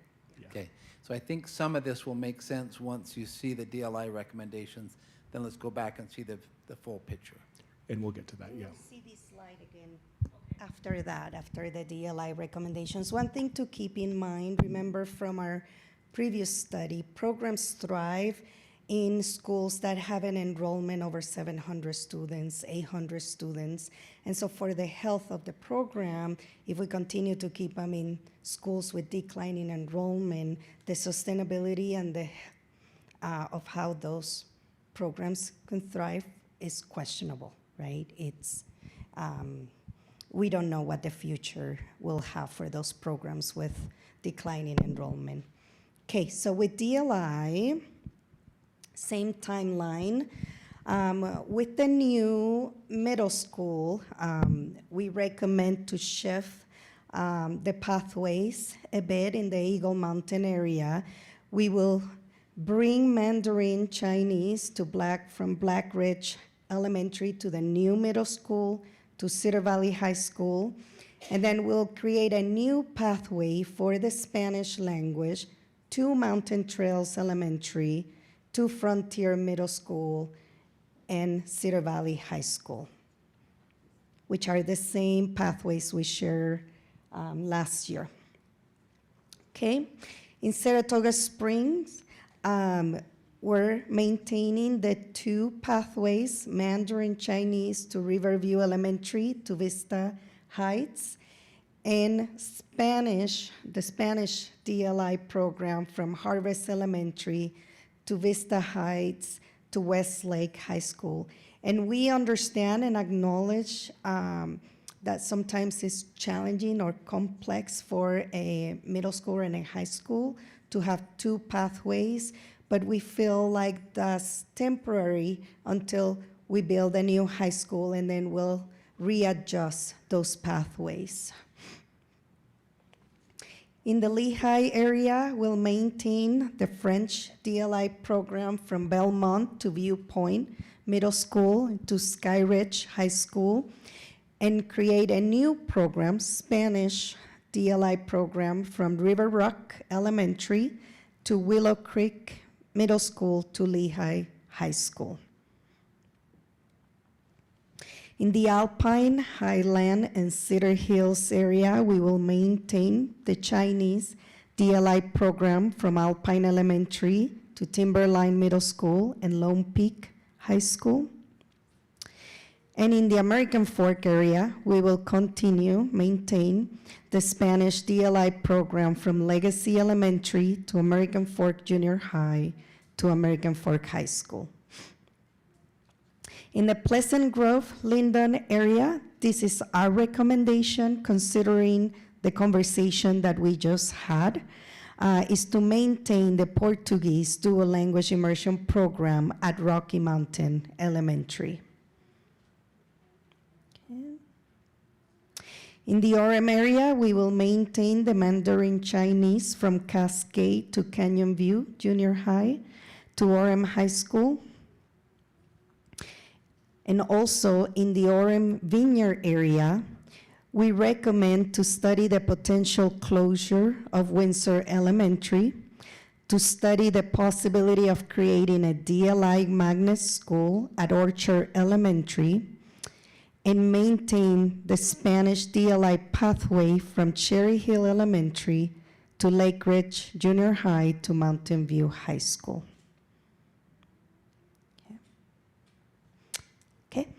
From a feasibility standpoint, here's what we looked at. So in order for the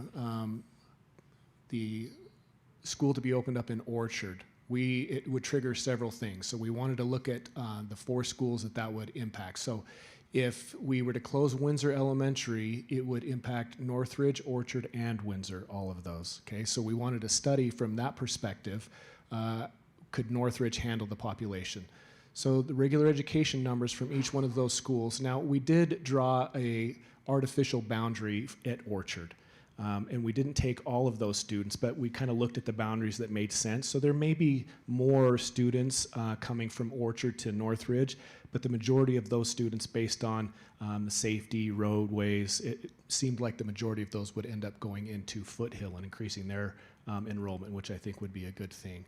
So when you look at this program study, 316 are there at Northridge, 36 would be coming from Orchard, 205 would be coming from Windsor. A lot of those Northridge students are already out of area from Windsor anyway, surprisingly, their current enrollment, for a total of 557. So the classrooms that we would have available there are 27. The classrooms needed to be able to make that possible are 22.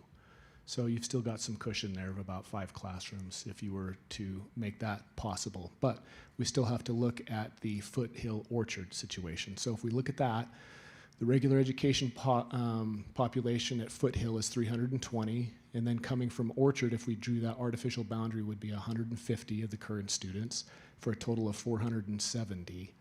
But you've also got the ALO program there that we want to make sure that we've got classrooms for. So there are 4 classrooms there at the school for the classrooms available are 33. The classrooms needed for regular ed are 20.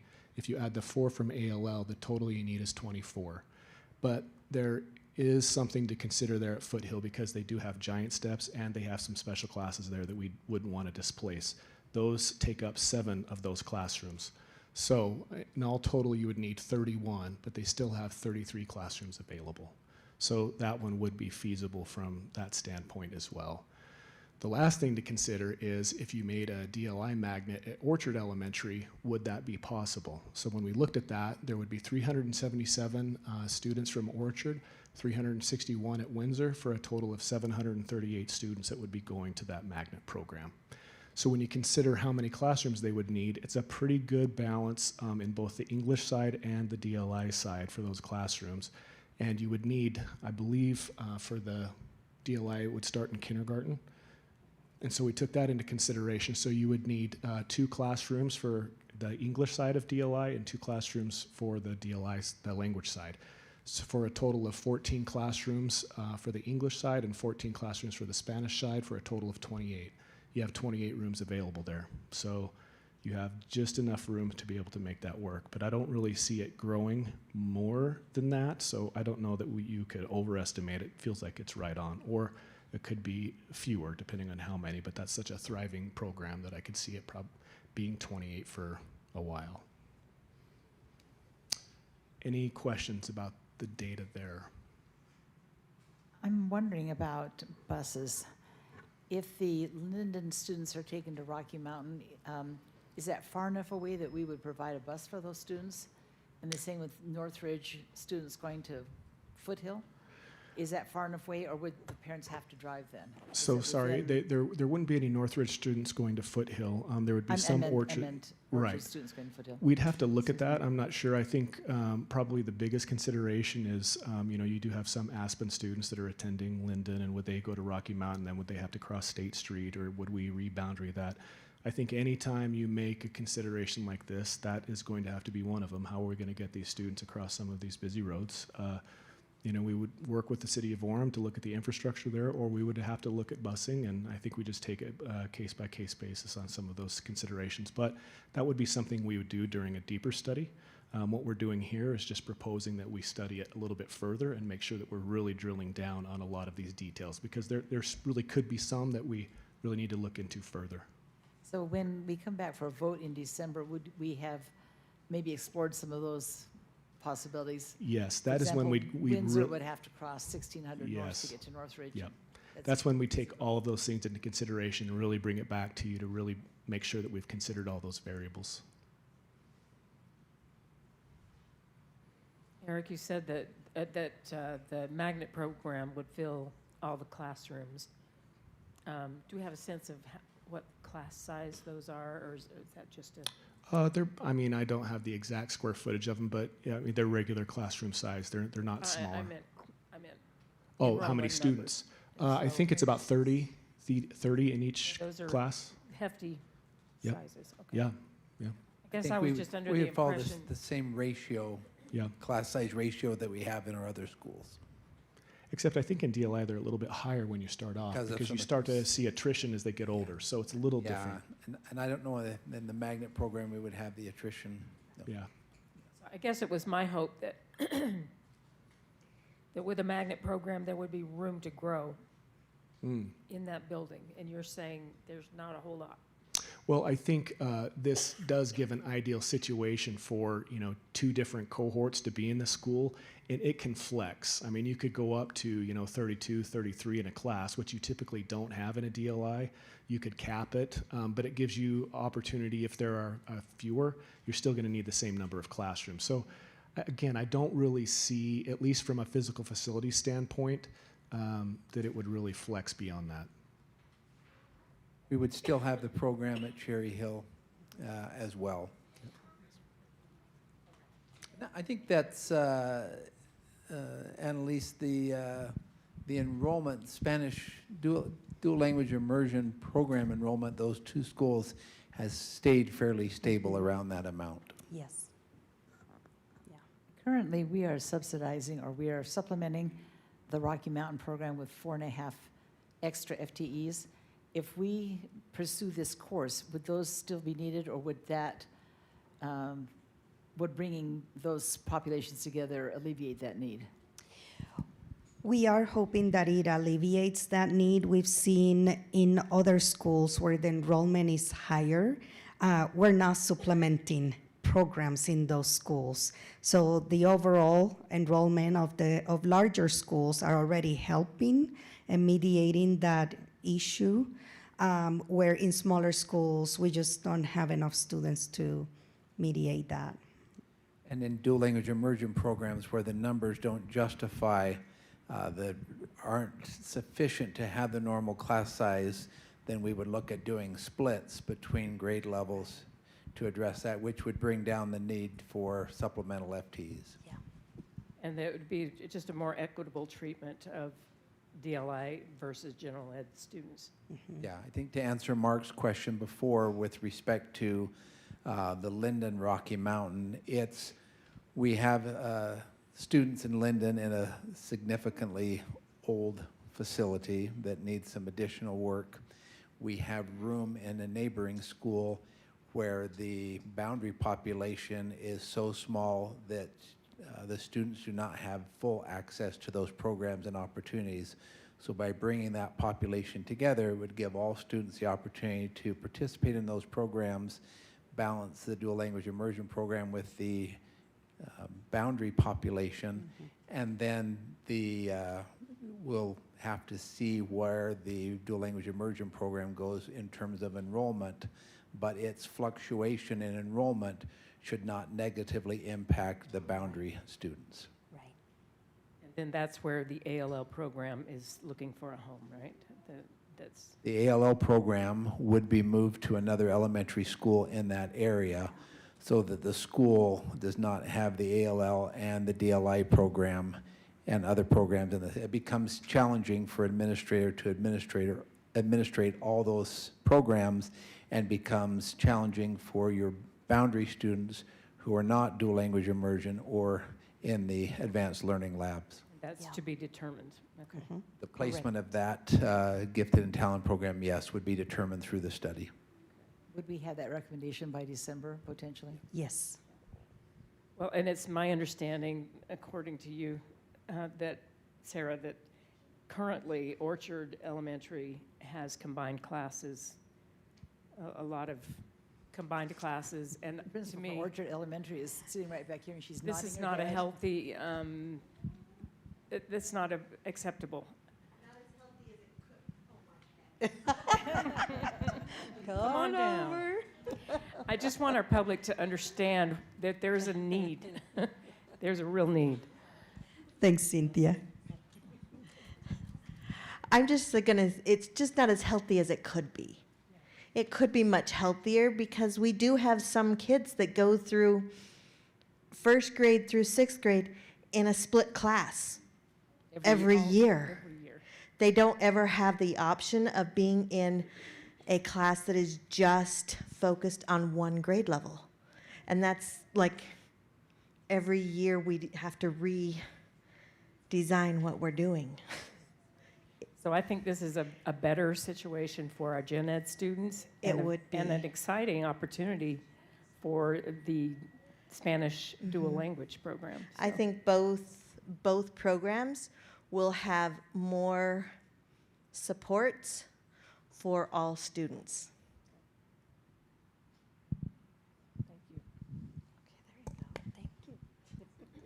So those are our recommendations to begin the formal study of the associated advanced learning lab recommendations and gifted and dual language immersion program recommendations with the associated boundary and closure considerations as well.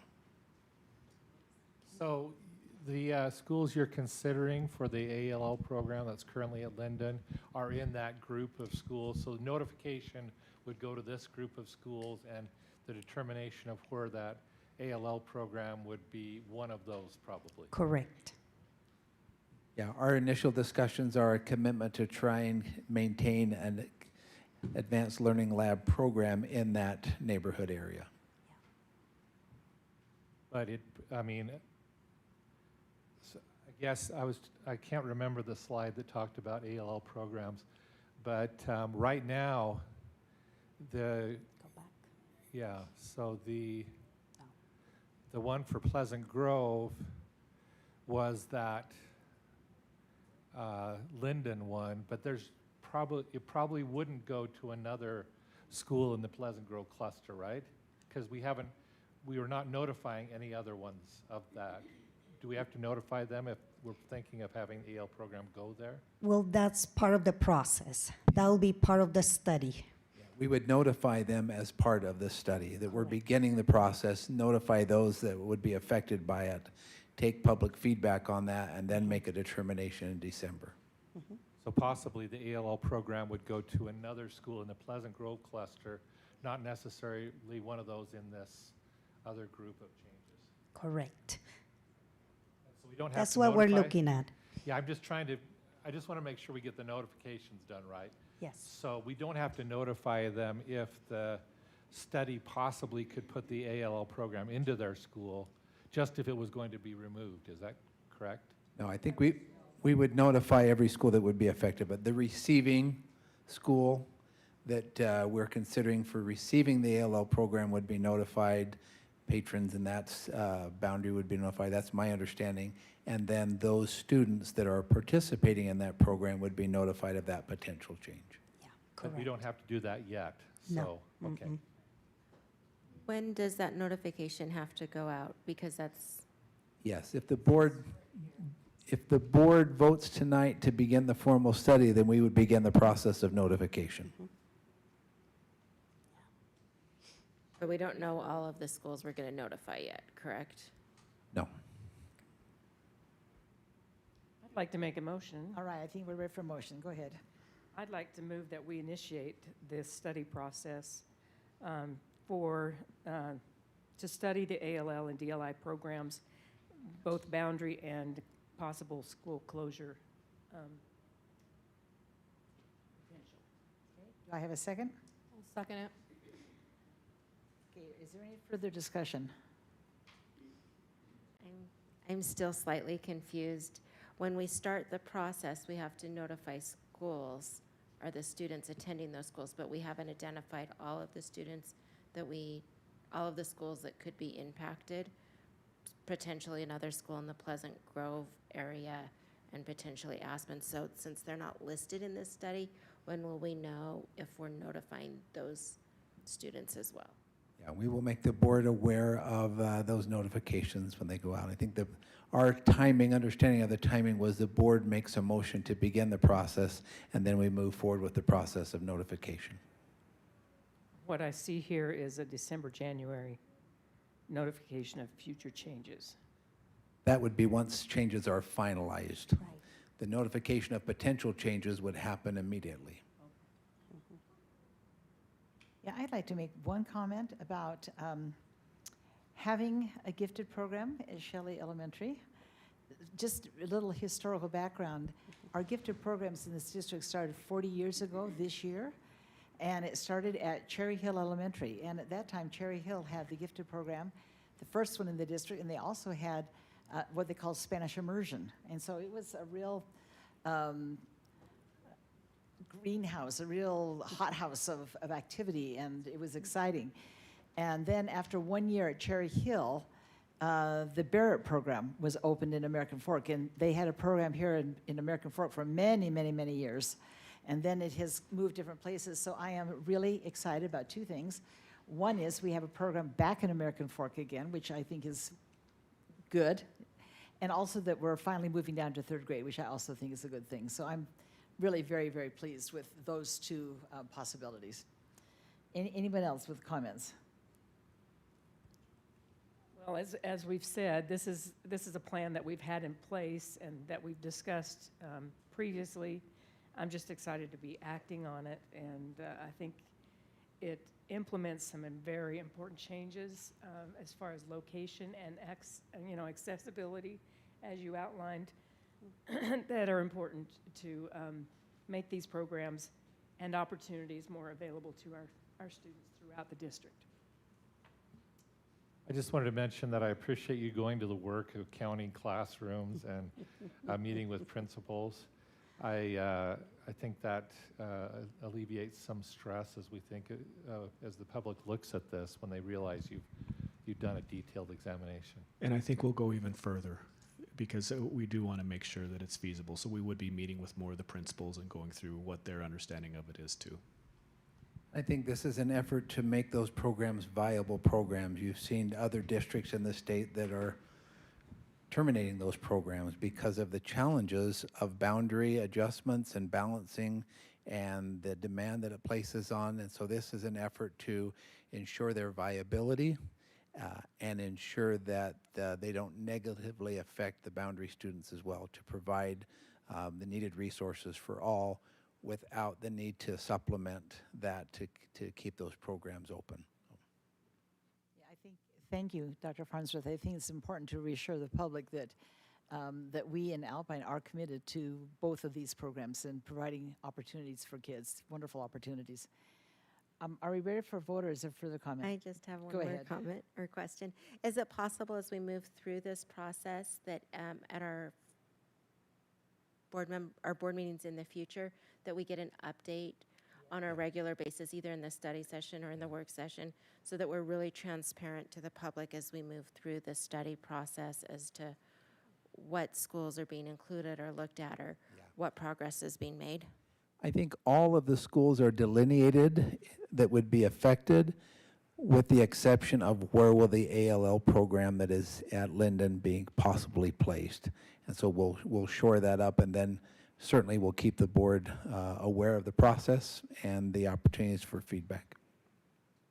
I just wanted to point out that, you know, our area in Orem is kind of heavy on programs, but it's traditionally because we have been trying to shore up enrollments that have been shrinking. And I think we've seen that inevitably that catches up with us. And so this is a course correction. And, you know, we have some wonderful, healthy Spanish immersion programs or DLI programs.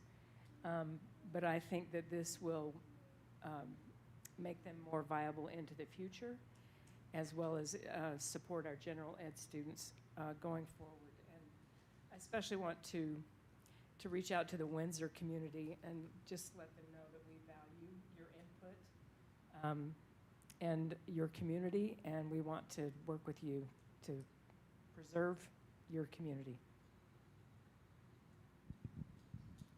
Are we ready for a vote? Okay, it was moved by Ada and seconded by Julie that we approve the commencement of a formal study for the DLI and ALL programs. All in favor, say aye. Aye. Any opposed, say nay. All right, that study has been approved, and let's move forward. I haven't heard her yet. So we got confirmation in the back that she was affirmative on that.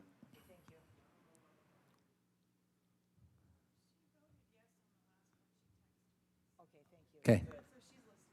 Thank you. Thank you, Board Member Bateman. All right, Dr. Farnsworth, a membership report. Yes, you've received your membership report. We had the opportunity to get a review of that this morning in finance meeting, and so we continue to see some growth in some areas. We will do the end of September count, and then the team will be putting together the submission to the state for the October 1 count.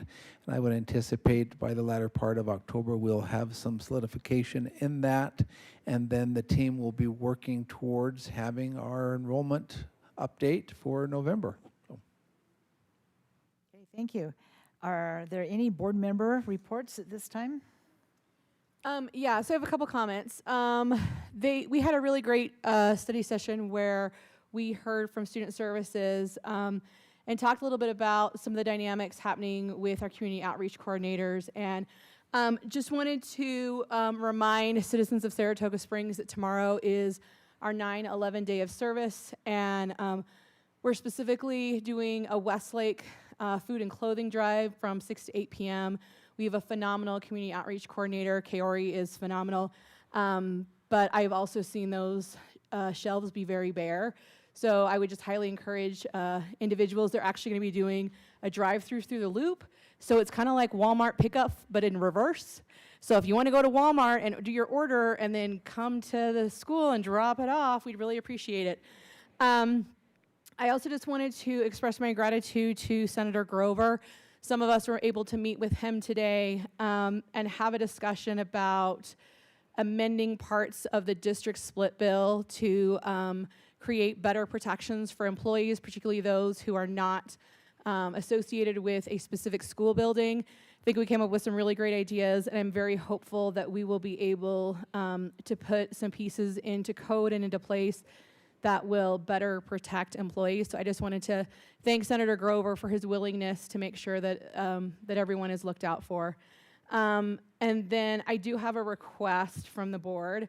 I'm going to request that we have a discussion/action item on our next agenda to discuss the Saratoga Springs High School. In addition to the dynamics that we talked about today, we also have significant concerns with ATech West. I think that we need to make a decision moving forward so that our communities can adjust accordingly. So that's an official request that I am putting in for our next meeting. Can I just second everything that Julie said, since it all impacts the area that I represent, and she said it so eloquently. Any other board member reports? I would like to just express appreciation to United Way. On Thursday, we will have our United Day of Caring.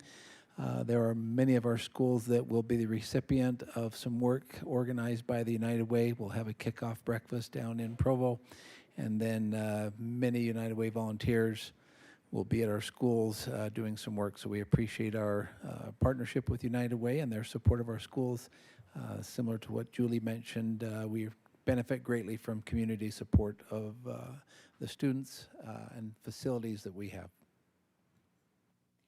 Last Thursday, the Alpine Foundation sponsored their annual Swing for the Stars golf tournament, and it was well attended. It was a lot of fun. The weather was great. We had sponsors at every hole, and the money that is raised from that goes to the Stars Summer Reading Program, and it's one of the premier programs that we use for our elementary students, especially first graders who've got a few challenges, and the growth that they experience in those summer programs is phenomenal.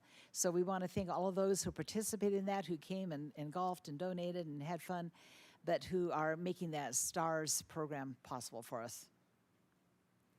I wanted to do a quick thank you to the city of Orem, who they also had their 9/11 Day of Service on Saturday, and included as part of that project the Parkside Elementary, and we just appreciate all that they've done to help our schools. Okay, any other board reports? Then we need a motion to adjourn. I move to adjourn. Second. Okay, it's been moved by Joy Lynn and seconded by Mark that we adjourn. All in favor say aye. Aye. Any opposed say no or nay. Okay, we stand adjourned. Thank you for coming with us and participating tonight. You might be able to get home just in time to see the big debate on TV tonight.